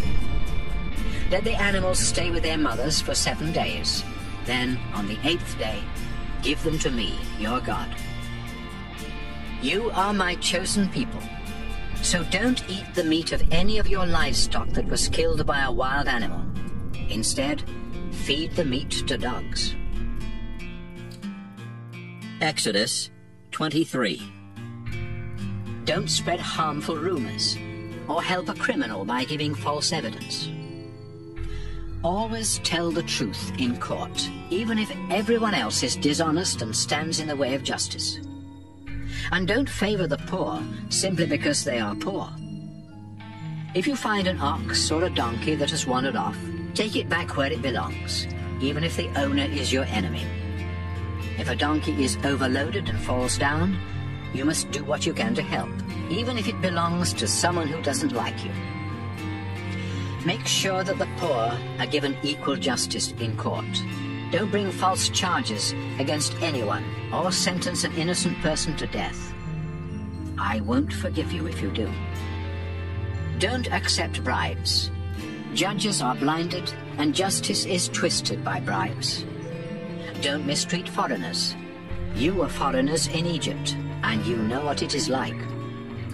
Plant and harvest your crops for 6 years. But let the land rest during the 7th year. The poor are to eat what they want from your fields, vineyards, and olive trees during that year. And when they have all they want from your fields, leave the rest for wild animals. Work the first 6 days of the week, but rest and relax on the 7th day. This law is not only for you, but for your oxen, donkeys, and slaves, as well as for any foreigners among you. Make certain that you obey everything I have said. Don't pray to other gods, or even mention their names. Celebrate 3 festivals each year in my honor. Celebrate the festival of thin bread by eating bread made without yeast, just as I have commanded. Do this at the proper time during the month of Abib, because it is the month when you left Egypt. And make certain that everyone brings the proper offerings. Celebrate the harvest festival each spring, when you start harvesting your wheat. And celebrate the festival of shelters each autumn, when you pick your fruit. Your men must come to these 3 festivals each year to worship me. Do not offer bread made with yeast when you sacrifice an animal to me, and make sure that the fat of the animal is burned that same day. Each year, bring the best part of your first harvest to the place of worship. Don't boil a young goat in its mother's milk. I am sending an angel to protect you and to lead you into the land I have ready for you. Carefully obey everything the angel says, because I am giving him complete authority, and he won't tolerate rebellion. If you faithfully obey him, I will be a fierce enemy of your enemies. My angel will lead you into the land of the Amorites, Hittites, Perizzites, Canaanites, Hivites, and Jebusites, and I will wipe them out. Don't worship their gods or follow their customs. Instead, destroy their idols and shatter their stone images. Worship only me, the Lord your God. I will bless you with plenty of food and water and keep you strong. Your women will give birth to healthy children, and everyone will live a long life. I will terrify those nations and make your enemies so confused that they will run from you. I will make the Hivites, Canaanites, and Hittites panic as you approach.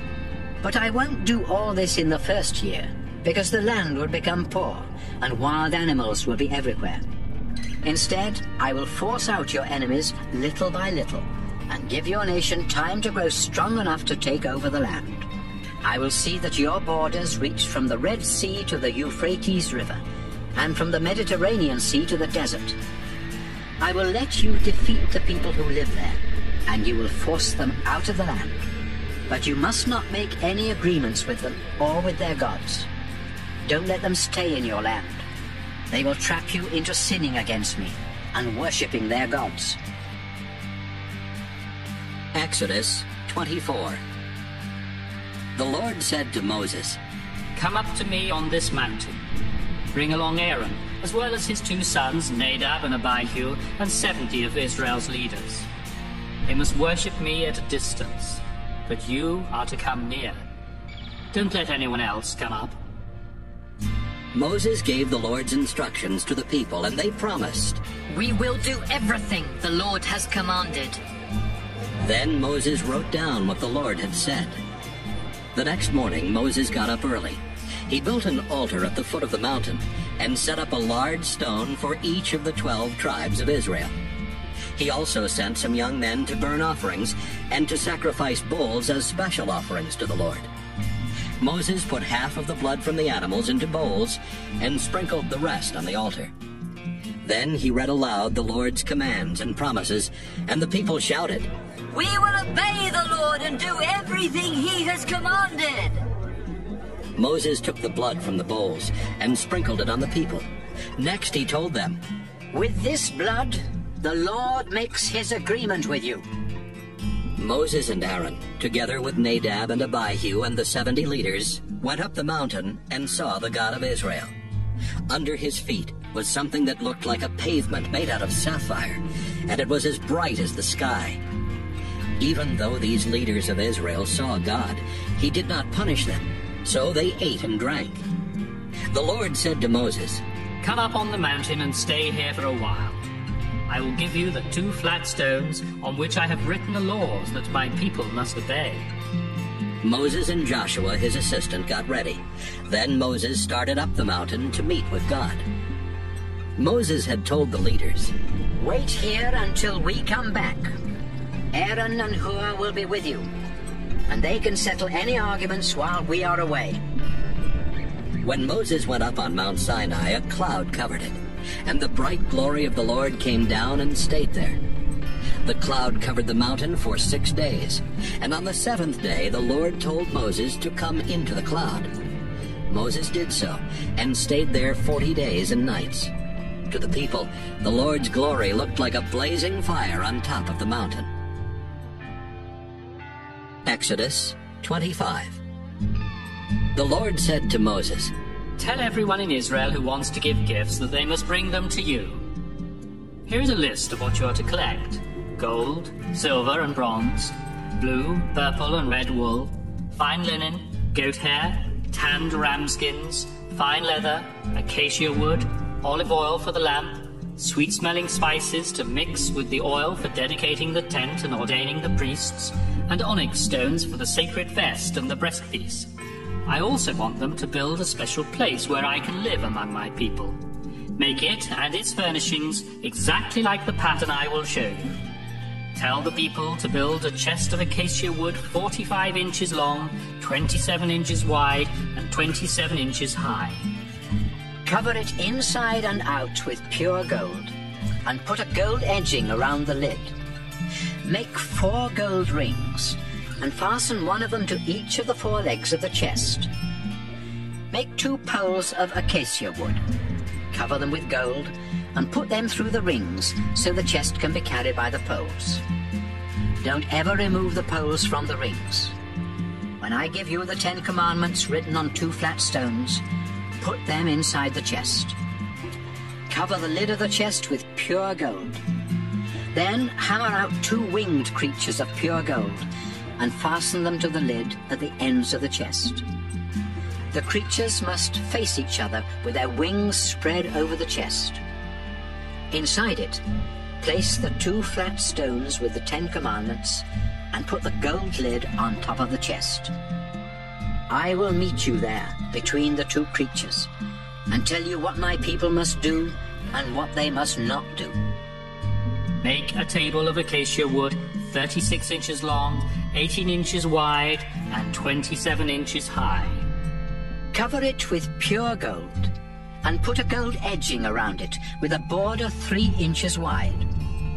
Make 4 gold rings and attach one to each of the legs near the edging. The poles for carrying the table are to be placed through these rings and are to be made of acacia wood covered with gold. The table is to be kept in the holy place, and the sacred loaves of bread must always be put on it. All bowls, plates, jars, and cups for wine offerings are to be made of pure gold and set on this table. Make a lampstand of pure gold.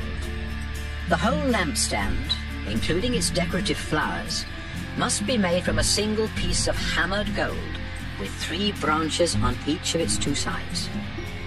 There are to be 3 decorative almond blossoms on each branch and 4 on the stem. There must also be a blossom where each pair of branches comes out from the stem. The lampstand, including its branches and decorative flowers, must be made from a single piece of hammered pure gold. The lamp on the top and those at the end of each of its 6 branches must be made so as to shine towards the front of the lampstand. The tongues and trays for taking care of the lamps are to be made of pure gold. The lampstand and its equipment will require 75 pounds of pure gold, and they must be made according to the pattern I showed you on the mountain. Exodus 26. Furnish the sacred tent with curtains made from 10 pieces of the finest linen. They must be woven with blue, purple, and red wool, and embroidered with figures of winged creatures. Make each piece 14 yards long and 2 yards wide, and sew them together into 2 curtains with 5 sections each. Put 50 loops of blue cloth along one of the wider sides of each curtain. Then fasten the 2 curtains at the loops with 50 gold hooks. As the material for the tent, use goat hair to weave 11 sections, 15 yards by 2 yards each. Sew 5 of the sections together to make 1 panel. Then sew the other 6 together to make a second panel, and fold the 6th section double over the front of the tent. Put 50 loops along one of the wider sides of each panel, and fasten the 2 panels at the loops with 50 bronze hooks. The panel of goat hair will be a yard longer than the tent itself, so fold half a yard of the material behind the tent on each side as a protective covering.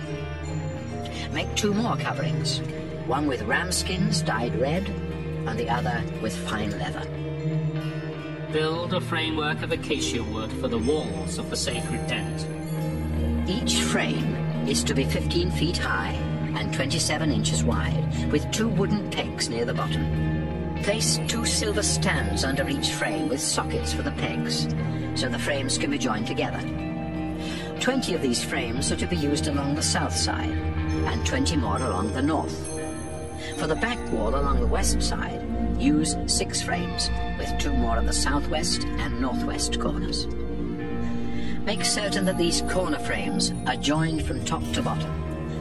Altogether, this back wall will have 8 frames with 2 silver stands under each one. Make 5 crossbars for each of the wooden frames, with the center crossbar running the full length of the wall. Cover the frames and the crossbars with gold, and attach gold rings to the frames to run the crossbars through. Then set up the tent in the way I showed you on the mountain. Make a curtain to separate the holy place from the most holy place. Use fine linen woven with blue, purple, and red wool, and embroidered with figures of winged creatures. Cover 4 acacia wood posts with gold, and set them each on a silver stand. Then fasten gold hooks to the posts, and hang the curtain there. Inside the most holy place, you must put the sacred chest that has the place of mercy on its lid. Outside the curtain, put the table for the sacred bread on the right side, and the gold lampstand on the left. For the entrance to the tent, use a piece of fine linen woven with blue, purple, and red wool, and embroidered with fancy needlework. Cover 5 acacia wood posts with gold, and set them each on a bronze stand. Then put gold hooks on the posts, and hang the curtain there. Exodus 27. Use acacia wood to build an altar, 7.5 feet square and 4.5 feet high, and make each of the 4 top corners stick up like the horn of a bull. Then cover the whole altar with bronze, including the 4 horns. All the equipment for the altar must also be made of bronze. The pans for the hot ashes, the shovels, the sprinkling bowls, the meat forks, and the fire pans. Midway up the altar, build a ledge around it, and cover the bottom half of the altar with a decorative bronze grating. Then attach a bronze ring beneath the ledge at the 4 corners of the altar. Cover 2 acacia wood poles with bronze, and put them through the rings for carrying the altar. Construct the altar in the shape of an open box, just as you were shown on the mountain. Surround the sacred tent with a courtyard 150 feet long on the south and north, and 75 feet wide on the east and west. Use 20 bronze posts on bronze stands for the south and north, and 10 for the west. Then hang a curtain of fine linen on the posts along each of these 3 sides, by using silver hooks and rods. Place 3 bronze posts on each side of the entrance at the east, and hang a curtain 7.5 yards wide on each set of posts. Use 4 more of these posts for the entranceway. Then hang on them an embroidered curtain of fine linen 10 yards long and woven with blue, purple, and red wool. The curtains that surround the courtyard must be 2.5 yards high, and are to be hung from the bronze posts with silver hooks and rods. The rest of the equipment for the sacred tent must be made of bronze, including the pegs for the tent and for the curtain surrounding the courtyard. Command the people of Israel to supply you with the purest olive oil. Do this so the lamp will keep burning in front of the curtain that separates the holy place from the most holy place, where the sacred chest is kept. Aaron and his sons are responsible for keeping the lamp burning every night in the sacred tent. The Israelites must always obey this command. Exodus 28. Send for your brother Aaron and his sons, Nadab, Abihu, Eleazar, and Ithamar. They are the ones I have chosen from Israel to serve as my priests. Make Aaron some beautiful clothes that are worthy of a high priest. Aaron is to be dedicated as my high priest, and his clothes must be made only by persons who possess skills that I have given them. Here are the items that need to be made. A breastpiece, a priestly vest, a robe, an embroidered shirt, a turban, and a sash. These sacred clothes are to be made for your brother Aaron and his sons, who will be my priests. Only gold and fine linen, woven with blue, purple, and red wool, are to be used for making these clothes. The entire priestly vest must be made of fine linen skillfully woven with blue, purple, and red wool, and decorated with gold. It is to have 2 shoulder straps to support it, and a sash that fastens around the waist. Put 2 onyx stones in gold settings, then attach 1 to each of the shoulder straps. On one of these stones, engrave the names of Israel's first 6 sons in the order of their birth.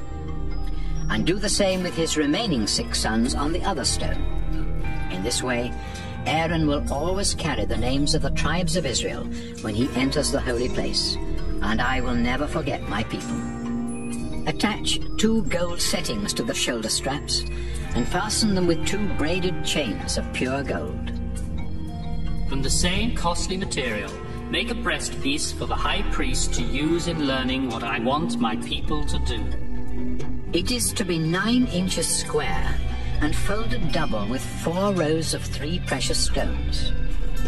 In the first row, put a carnelian, a chrysolite, and an emerald.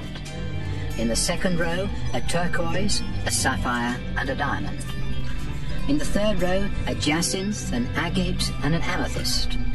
And in the fourth row, a beryl, an onyx, and a jasper. Mount the stones in delicate gold settings, and engrave on each of them the name of one of the 12 tribes of Israel. Attach 2 gold rings to the upper front corners of the breastpiece, and fasten them with 2 braided gold chains to gold settings on the shoulder straps. Attach 2 other gold rings to the lower inside corners next to the vest, and 2 more near the bottom of the shoulder straps, right above the sash. Then take a blue cord and tie the 2 lower rings on the breastpiece to those on the vest. This will keep the breastpiece in place. In this way, Aaron will have the names of the 12 tribes of Israel written on his heart each time he enters the holy place, and I will never forget my people. He must also wear on his breastpiece the 2 small objects that he uses to receive answers from me. Under his vest, Aaron must wear a robe of blue wool, with an opening in the center for his head. Be sure to bind the material around the collar to keep it from raveling. Along the hem of the robe, weave pomegranates of blue, purple, and red wool, with a gold bell between each of them. If Aaron wears these clothes when he enters the holy place as my high priest, the sound of the bells will be heard, and his life will not be in danger. On a narrow strip of pure gold, engrave the words, "Dedicated to the Lord." Fasten it to the front of Aaron's turban with a blue cord so he can wear it on his forehead. This will show that he will take on himself the guilt for any sins the people of Israel commit in offering their gifts to me, and I will forgive them. Make Aaron's robe and turban of fine linen, and decorate his sash with fancy needlework. Since Aaron's sons are priests, they should also look dignified. So make robes, sashes, and special caps for them.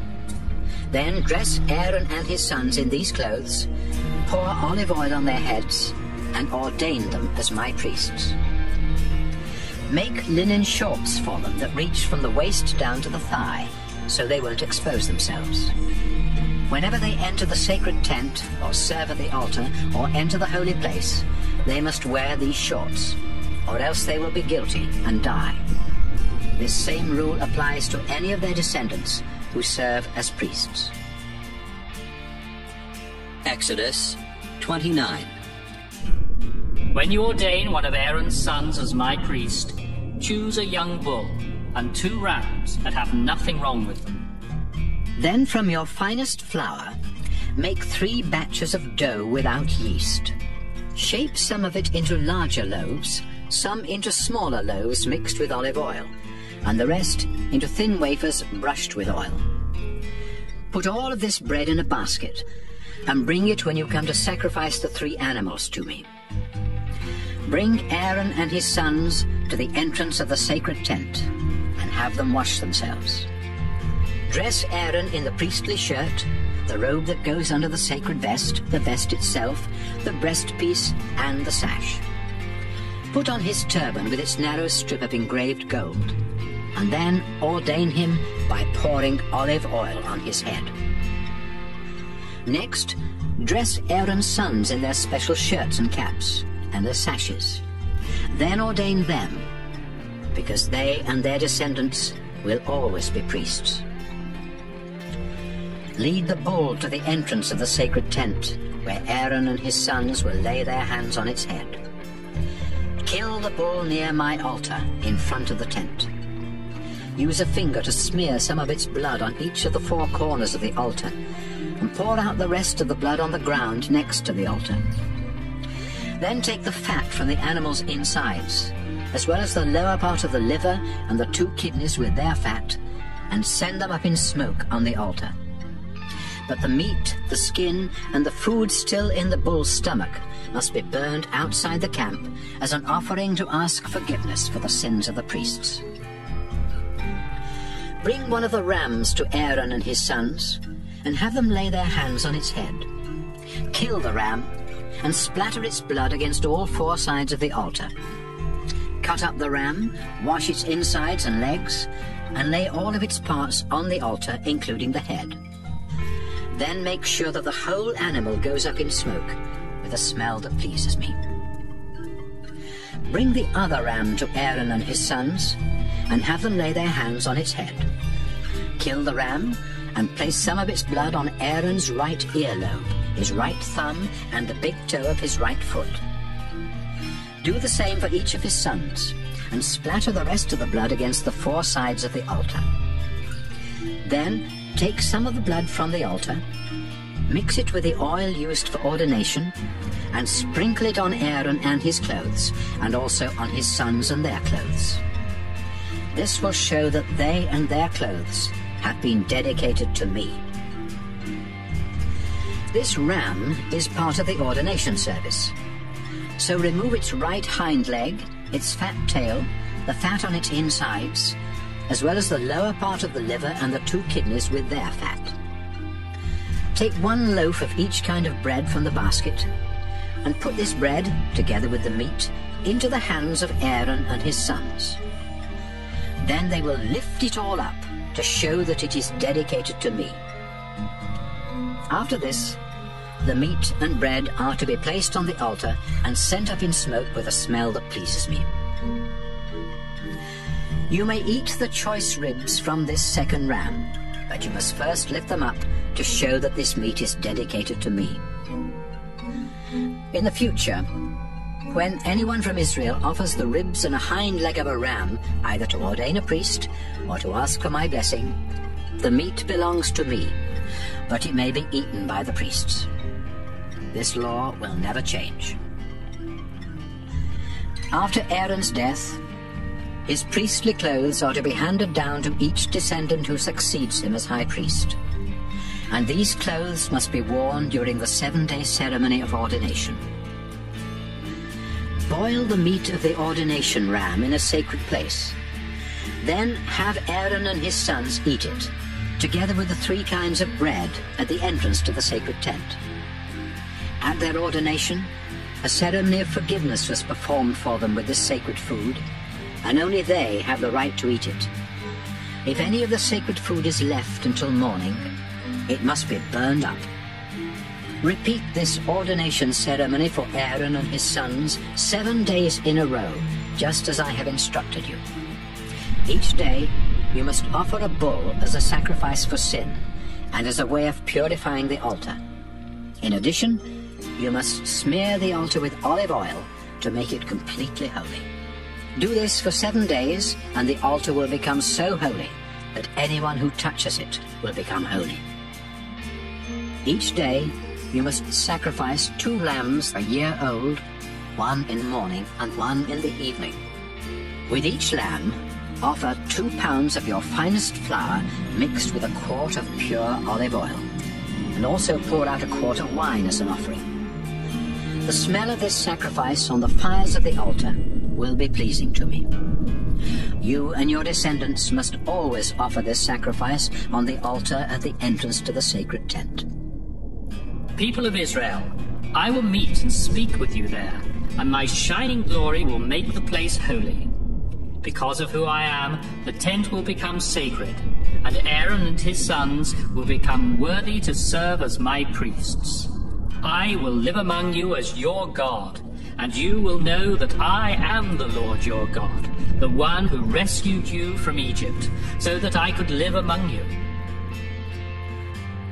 Exodus 30. Build an altar of acacia wood where you can burn incense. Make it 18 inches square and 36 inches high, and make each of its 4 corners stick up like the horn of a bull. Cover it with pure gold, and put a gold edging around it. Then below the edging, on opposite sides, attach 2 gold rings, through which you can put the poles for carrying the altar. These poles are also to be made of acacia wood covered with gold. Put the altar in front of the inside curtain of the sacred tent. The chest with the place of mercy is kept behind that curtain, and I will talk with you there. From now on, when Aaron tends the lamp each morning and evening, he must burn sweet-smelling incense to me on the altar. Burn only the proper incense on the altar, and never use it for grain sacrifices or animal sacrifices or drink offerings. Once a year, Aaron must purify the altar by smearing on its 4 corners the blood of an animal sacrificed for sin, and this practice must always be followed. The altar is sacred because it is dedicated to me. The Lord said to Moses, Find out how many grown men there are in Israel, and require each of them to pay me to keep him safe from danger while you are counting them. Each man over 19, whether rich or poor, must pay me the same amount of money, weighed according to the official standards. This money is to be used for the upkeep of the sacred tent, and because of it, I will never forget my people. The Lord said to Moses, Make a large bronze bowl and a bronze stand for it. Then put them between the altar for sacrifice and the sacred tent, so the priests can wash their hands and feet before entering the tent or offering a sacrifice on the altar.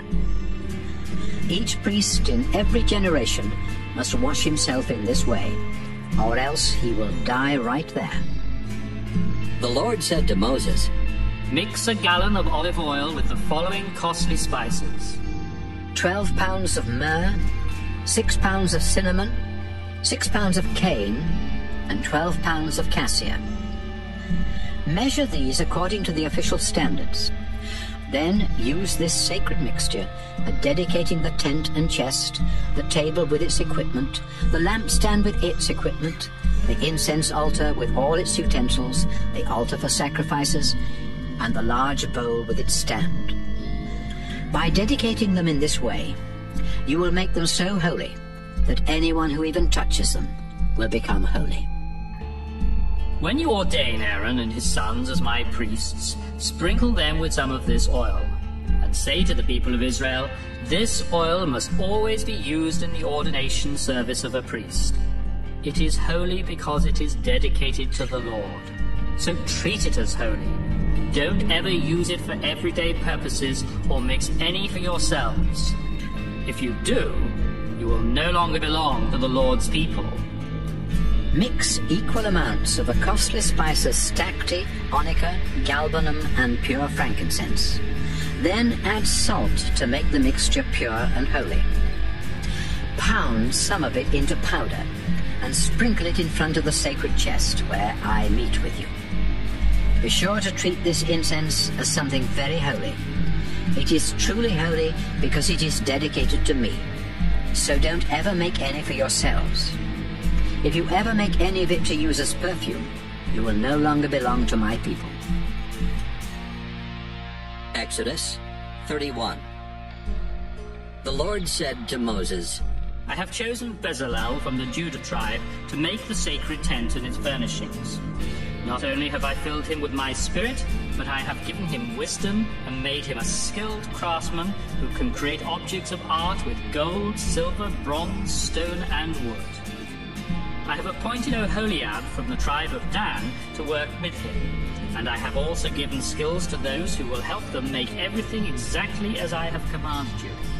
The sacred tent with its furnishings, the sacred chest with its place of mercy, the table with all that is on it, the lamp with its equipment, the incense altar, the altar for sacrifices with its equipment, the bronze bowl with its stand, the beautiful priestly clothes for Aaron and his sons, the oil for dedication and ordination services, and the sweet-smelling incense for the holy place.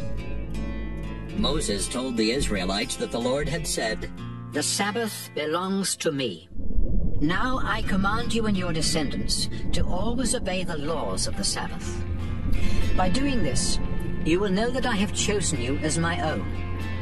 Keep the Sabbath holy. You have 6 days to do your work, but the Sabbath is mine, and it must remain a day of rest.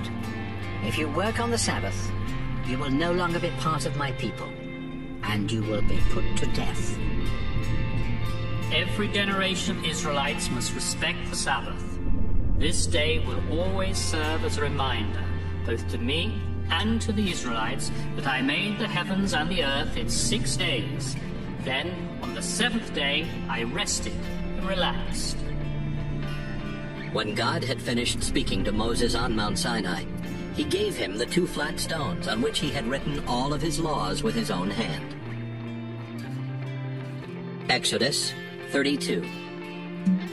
After the people saw that Moses had been on the mountain for a long time, they went to Aaron and said, Make us an image of a god who will lead and protect us. Moses brought us out of Egypt, but nobody knows what's happened to him. Aaron told them, Bring me the gold earrings that your wives and sons and daughters are wearing. Everybody took off their earrings and brought them to Aaron. Then he melted them and made an idol in the shape of a young bull. All the people said to one another, This is the God who brought us out of Egypt. When Aaron saw what was happening, he built an altar in front of the idol and said, Tomorrow we will celebrate in honor of the Lord. The people got up early the next morning and killed some animals to be used for sacrifices, and others to be eaten. Then everyone ate and drank so much that they began to carry on like wild people. The Lord said to Moses, Hurry back down. Those people you led out of Egypt are acting like fools. They have already stopped obeying me and have made themselves an idol in the shape of a young bull. They have bowed down to it, offered sacrifices, and said that it is the God who brought them out of Egypt. Moses, I have seen how stubborn these people are, and I'm angry enough to destroy them, so don't try to stop me. But I will make your descendants into a great nation. Moses tried to get the Lord God to change his mind. Our Lord, you used your mighty power to bring these people out of Egypt. Now don't become angry and destroy them. If you do, the Egyptians will say that you brought your people out here into the mountains just to get rid of them. Please don't be angry with your people. Don't destroy them.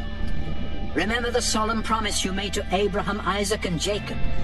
You promised that someday they would have as many descendants as there are stars in the sky, and that you would give them land. So even though the Lord had threatened to destroy the people, he changed his mind and let them live. Moses went back down the mountain with the 2 flat stones on which God had written all of his laws with his own hand, and he had used both sides of the stones. When Joshua heard the noisy shouts of the people, he said to Moses, "A battle must be going on down in the camp." But Moses replied, It doesn't sound like they're shouting because they have won or lost a battle. They're singing wildly. As Moses got closer to the camp, he saw the idol, and he also saw the people dancing around. This made him so angry that he threw down the stones and broke them to pieces at the foot of the mountain. He melted the idol the people had made, and he ground it into powder. He scattered it in their water and made them drink it. Moses asked Aaron, What did these people do to harm you? Why did you make them sin in this terrible way? Aaron answered, Don't be angry with me. You know as well as I do that they are determined to do evil. They even told me, that man Moses led us out of Egypt, but now we don't know what has happened to him. Make us a god to lead us. Then I asked them to bring me their gold earrings. They took them off and gave them to me. I threw the gold into a fire, and out came this bull. Moses knew that the people were out of control, and that it was Aaron's fault. And now they had made fools of themselves in front of their enemies. So Moses stood at the gate of the camp and shouted, Everyone who is on the Lord's side, come over here. Then the men of the Levi tribe gathered around Moses, and he said to them, The Lord God of Israel commands you to strap on your swords and go through the camp killing your relatives, your friends, and your neighbors. The men of the Levi tribe followed his orders, and that day they killed about 3,000 men. Moses said to them, You obeyed the Lord and did what was right, and so you will serve as his priests for the people of Israel. It was hard for you to kill your own sons and brothers, but the Lord has blessed you and made you his priests today. The next day Moses told the people, This is a terrible thing you have done, but I will go back to the Lord to see if I can do something to keep this sin from being held against you. Moses returned to the Lord and said, The people have committed a terrible sin. They have made a gold idol to be their god. But I beg you to forgive them. If you don't, please wipe my name out of your book. The Lord replied, I will wipe out of my book the name of everyone who has sinned against me. Now, take my people to the place I told you about, and my angel will lead you. But when the time comes, I will punish them for this sin. So the Lord punished the people of Israel with a terrible disease for talking Aaron into making the gold idol. Exodus 33. The Lord said to Moses, You led the people of Israel out of Egypt. Now get ready to lead them to the land I promised their ancestors, Abraham, Isaac, and Jacob. It is a land rich with milk and honey, and I will send an angel to force out those people who live there. The Canaanites, the Amorites, the Hittites, the Perizzites, the Hivites, and the Jebusites. I would go with my people, but they are so rebellious that I would destroy them before they get there. Even before the Lord said these harsh things, he had told Moses, These people really are rebellious, and I would kill them at once if I went with them. But tell them to take off their fancy jewelry, then I'll decide what to do with them. So the people started mourning, and after leaving Mount Sinai, they stopped wearing fancy jewelry. Moses used to set up a tent far from camp. He called it the meeting tent, and whoever needed some message from the Lord would go there. Each time Moses went out to the tent, everyone would stand at the entrance to their own tents and watch him enter. Then they would bow down, because a thick cloud would come down in front of the tent, and the Lord would speak to Moses face to face, just like a friend. Afterwards, Moses would return to camp, but his young assistant Joshua would stay at the tent. Moses said to the Lord, I know that you have told me to lead these people to the land you promised them, but you have not told me who my assistant will be. You have said that you are my friend, and that you are pleased with me. If this is true, let me know what your plans are. Then I can obey and continue to please you. And don't forget that you have chosen this nation to be your own. The Lord said, I will go with you and give you peace. Then Moses replied, If you aren't going with us, please don't make us leave this place. But if you do go with us, everyone will know that you are pleased with your people and with me. That way we will be different from the rest of the people on earth. So the Lord told him, I will do what you have asked, because I am your friend, and I am pleased with you. Then Moses said, I pray that you will let me see you in all of your glory. The Lord answered, All right, I am the Lord, and I show mercy and kindness to anyone I choose. I will let you see my glory and hear my holy name. But I won't let you see my face, because anyone who sees my face will die. There is a rock not far from me. Stand beside it, and before I pass by in all of my shining glory, I will put you in a large crack in the rock. I will cover your eyes with my hand until I have passed by. Then I will take my hand away, and you will see my back. You will not see my face. Exodus 34. One day, the Lord said to Moses, Cut 2 flat stones like the first ones I made, and I will write on them the same commandments that were on the 2 you broke. Be ready tomorrow morning to come up Mount Sinai and meet me at the top. No one is to come with you or to be on the mountain at all. Don't even let the sheep and cattle graze at the foot of the mountain. So Moses cut 2 flat stones like the first ones, and early the next morning he carried them to the top of Mount Sinai, just as the Lord had commanded. The Lord God came down in a cloud and stood beside Moses there on the mountain. God spoke his holy name, the Lord. Then he passed in front of Moses and called out, I am the Lord God. I am merciful and very patient with my people. I show great love, and I can be trusted. I keep my promises to my people forever, but I also punish anyone who sins. When people sin, I punish them, and their children, and also their grandchildren and great-grandchildren. Moses quickly bowed down to the ground and worshipped the Lord. He prayed, Lord, if you really are pleased with me, I pray that you will go with us. It is true that these people are sinful and rebellious, but forgive our sin and let us be your people. The Lord said, I promise to perform miracles for you that have never been seen anywhere on earth.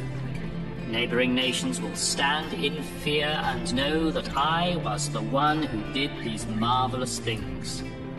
I will force out the Amorites, the Canaanites, the Hittites, the Perizzites, the Hivites, and the Jebusites, but you must do what I command you today. Don't make treaties with any of those people. If you do, it will be like falling into a trap. Instead, you must destroy their altars and tear down the sacred poles they use in the worship of the goddess Asherah. I demand your complete loyalty.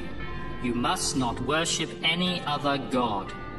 Don't make treaties with the people there, or you will soon find yourselves worshipping their gods and taking part in their sacrificial meals. Your men will even marry their women and be influenced to worship their gods. Don't make metal images of gods. Don't fail to observe the festival of thin bread in the month of Abib. Obey me and eat bread without yeast for 7 days during Abib, because that is the month you left Egypt. The firstborn males of your families and of your flocks and herds belong to me. You can save the life of a firstborn donkey by sacrificing a lamb. If you don't, you must break the donkey's neck. You must save every firstborn son. Bring an offering every time you come to worship. Do your work in 6 days and rest on the 7th day, even during the seasons for plowing and harvesting. Celebrate the harvest festival each spring when you start harvesting your wheat, and celebrate the festival of shelters each autumn when you pick your fruit. Your men must come to worship me 3 times a year, because I am the Lord God of Israel. I will force the nations out of your land and enlarge your borders.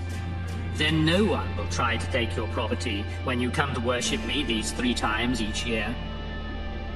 When you sacrifice an animal on the altar, don't offer bread made with yeast, and don't save any part of the Passover meal for the next day.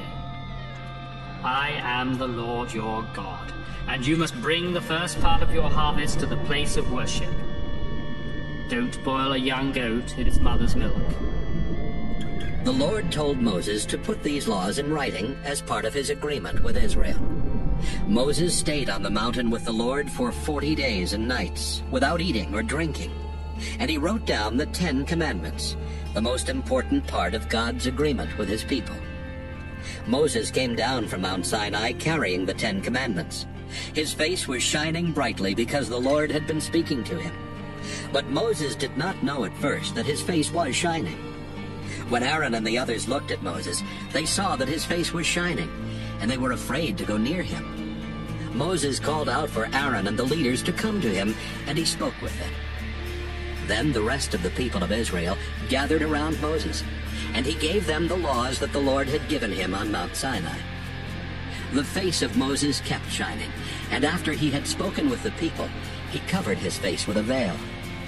Moses would always remove the veil when he went into the sacred tent to speak with the Lord, and when he came out, he would tell the people everything the Lord had told him to say.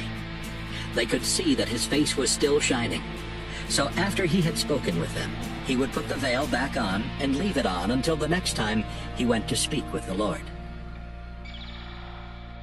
Exodus 35. Moses called together the people of Israel and told them that the Lord had said, "You have 6 days in which to do your work, but the 7th day must be dedicated to me, your Lord, as a day of rest. Whoever works on the Sabbath will be put to death. Don't even build a cooking fire at home on the Sabbath." Moses told the people of Israel that the Lord had said, "I would welcome an offering from anyone who wants to give something.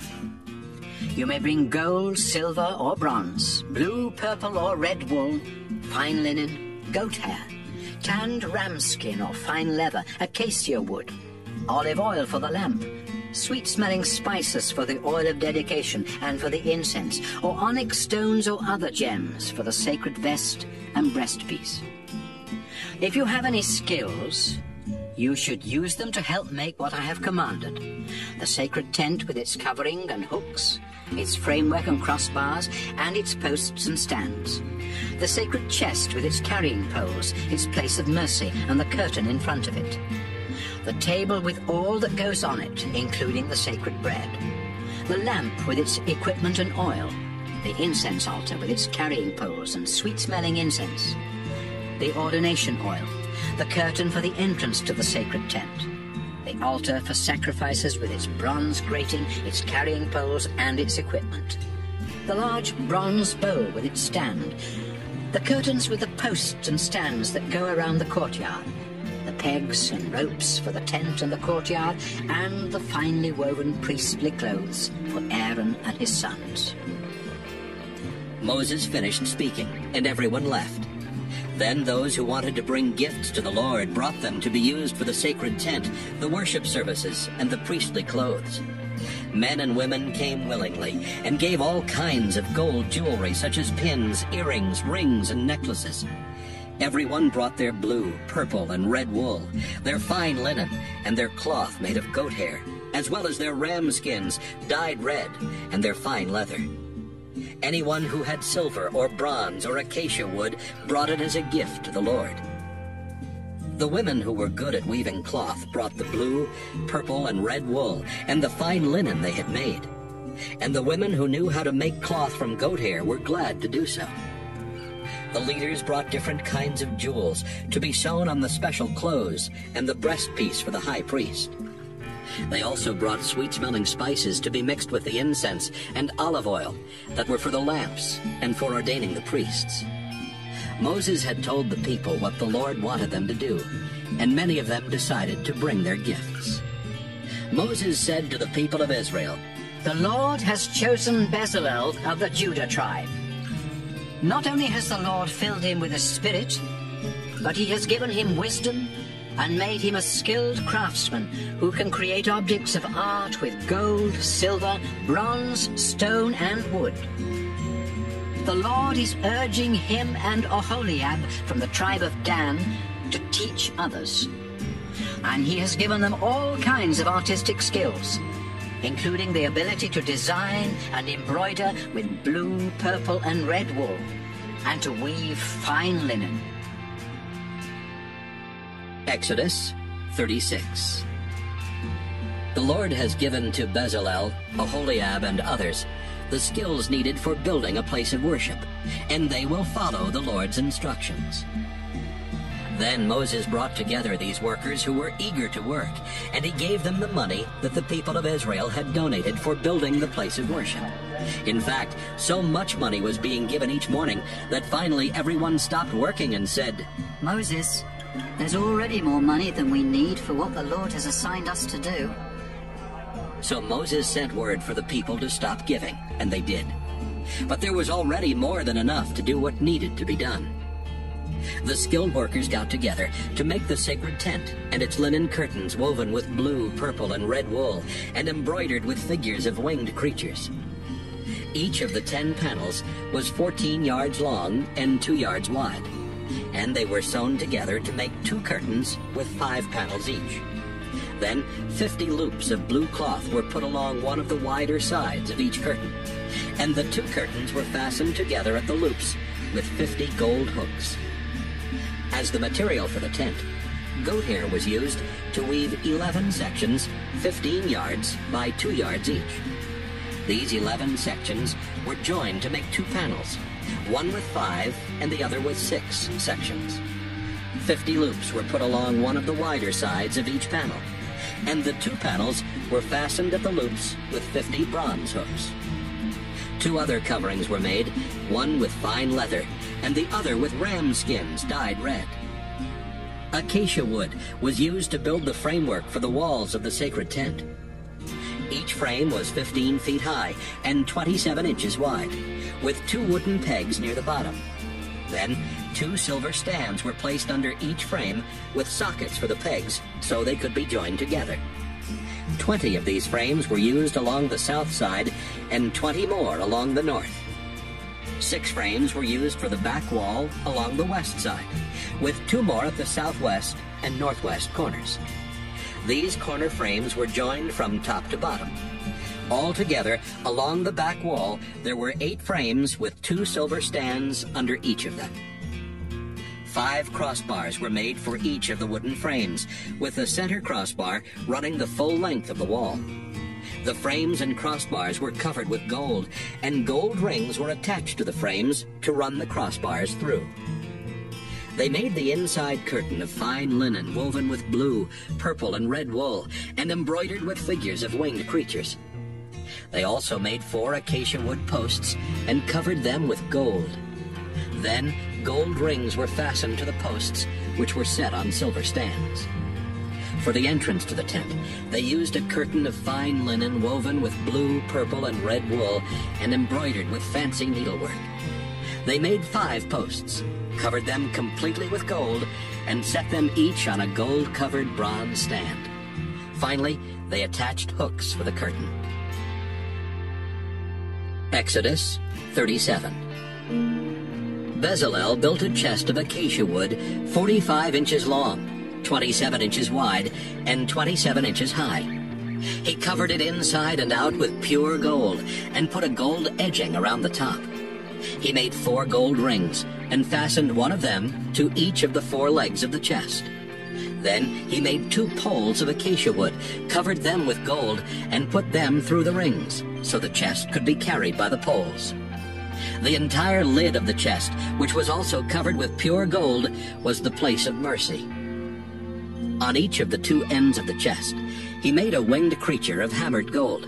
They faced each other, and their wings covered the place of mercy. Bezalel built a table of acacia wood 36 inches long, 18 inches wide, and 27 inches high. He covered it with pure gold and put a gold edging around it with a border 3 inches wide. He made 4 gold rings and attached one to each of the legs near the edging. The poles for carrying the table were placed through these rings and were made of acacia wood covered with gold. Everything that was to be set on the table was made of pure gold: the bowls, plates, jars, and cups for wine offerings. Bezalel made a lampstand of pure gold. The whole lampstand, including its decorative flowers, was made from a single piece of hammered gold, with 3 branches on each of its 2 sides. There were 3 decorative almond blossoms on each branch and 4 on the stem. There was also a blossom where each pair of branches came out from the stem. The lampstand, including its branches and decorative flowers, was made from a single piece of hammered pure gold. The lamp and its equipment, including the tongs and trays, were made of about 75 pounds of pure gold. For burning incense, Bezalel made an altar of acacia wood.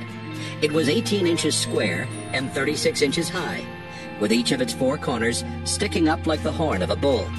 He covered it with pure gold and put a gold edging around it.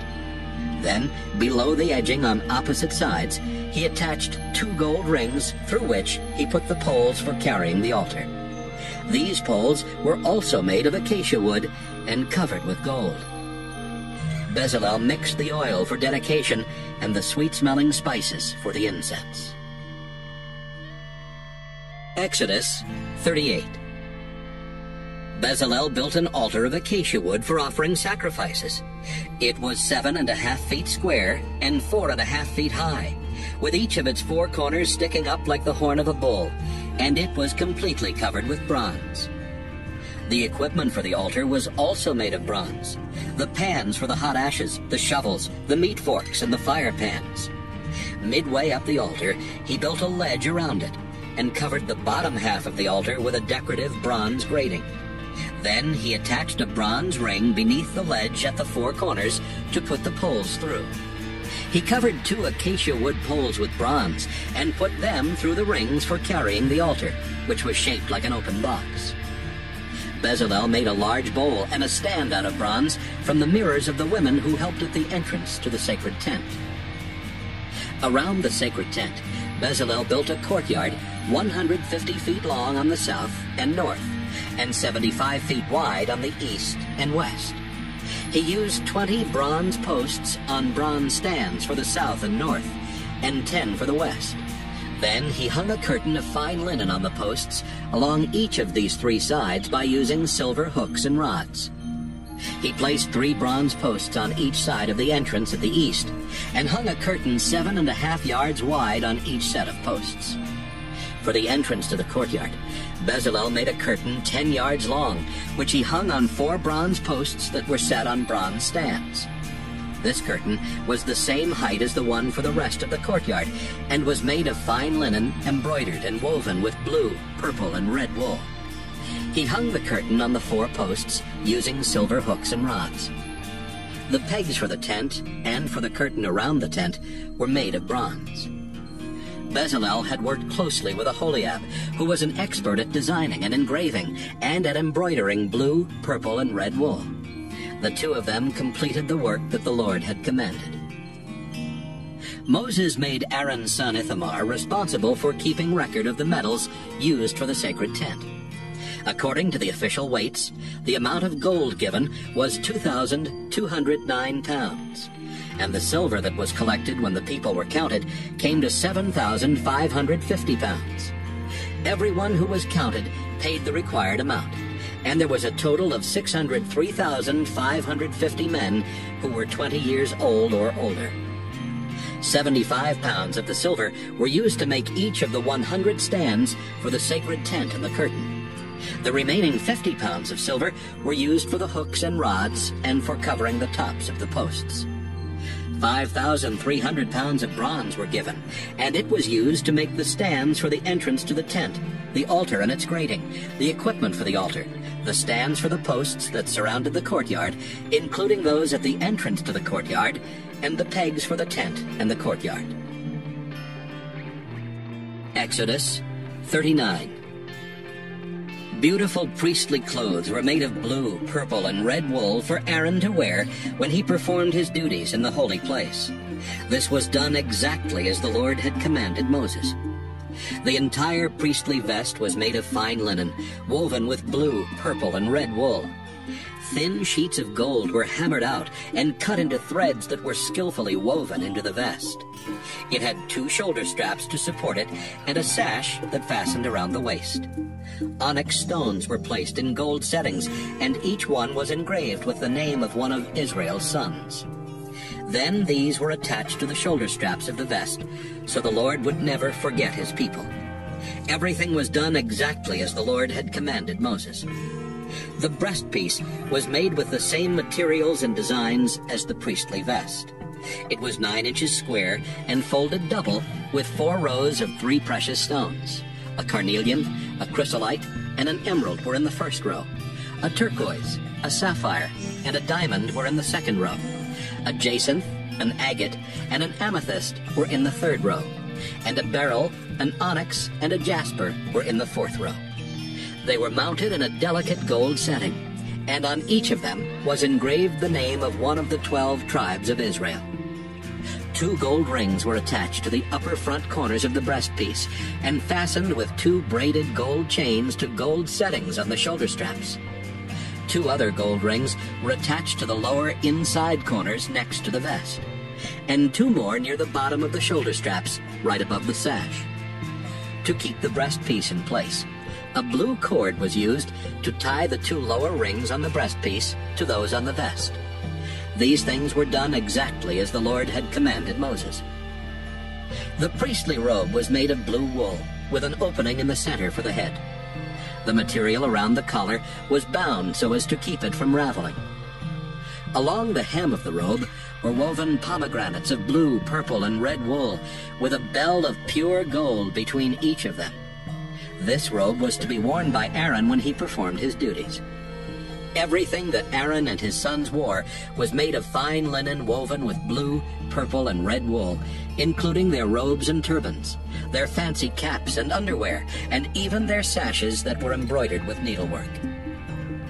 Dedicated to the Lord was engraved on a narrow strip of pure gold, which was fastened to Aaron's turban. These things were done exactly as the Lord had commanded Moses. So the people of Israel finished making everything the Lord had told Moses to make.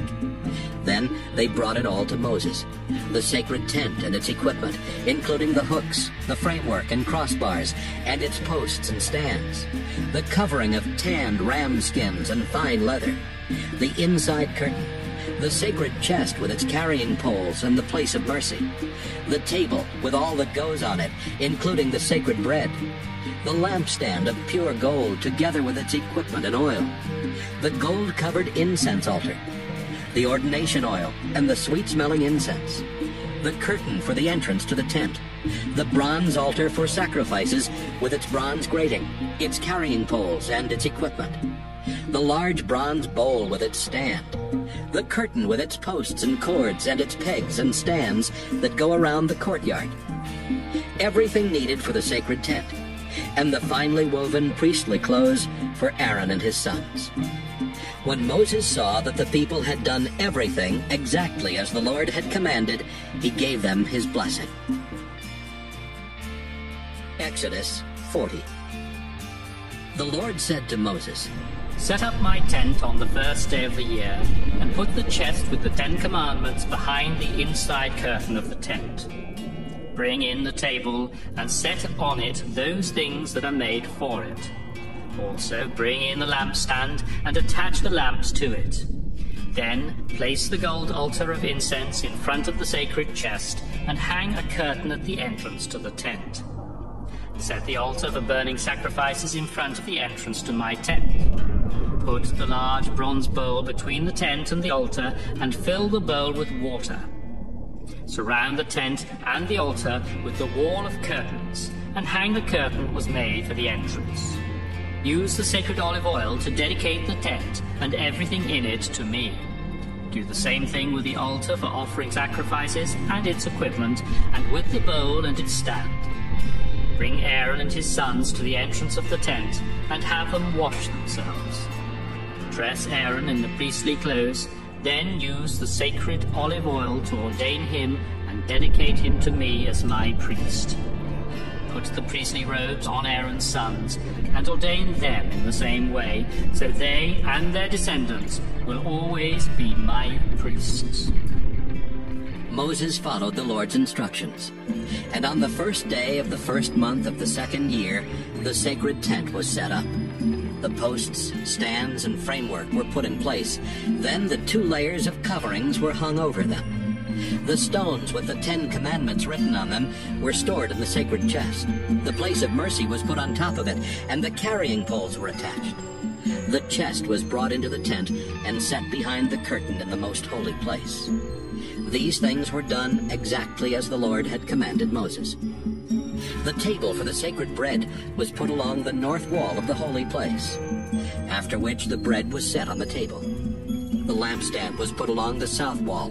Then the lamps were attached to it there in the presence of the Lord. The gold incense altar was set up in front of the curtain, and sweet-smelling incense was burned on it. These things were done exactly as the Lord had commanded Moses. The curtain was hung at the entrance to the sacred tent. Then the altar for offering sacrifices was put in front of the tent, and animal sacrifices and gifts of grain were offered there. The large bronze bowl was placed between the altar and the entrance to the tent. It was filled with water. Then Moses and Aaron, together with Aaron's sons, washed their hands and feet. In fact, they washed each time before entering the tent or offering sacrifices at the altar. These things were done exactly as the Lord had commanded Moses. Finally, Moses had the curtain hung around the courtyard. Suddenly, the sacred tent was covered by a thick cloud and filled with the glory of the Lord. And so Moses could not enter the tent. Whenever the cloud moved from the tent, the people would break camp and follow. Then they would set up camp and stay there until it moved again. No matter where the people traveled, the Lord was with them. Each day, his cloud was over the tent, and each night, a fire could be seen in the cloud.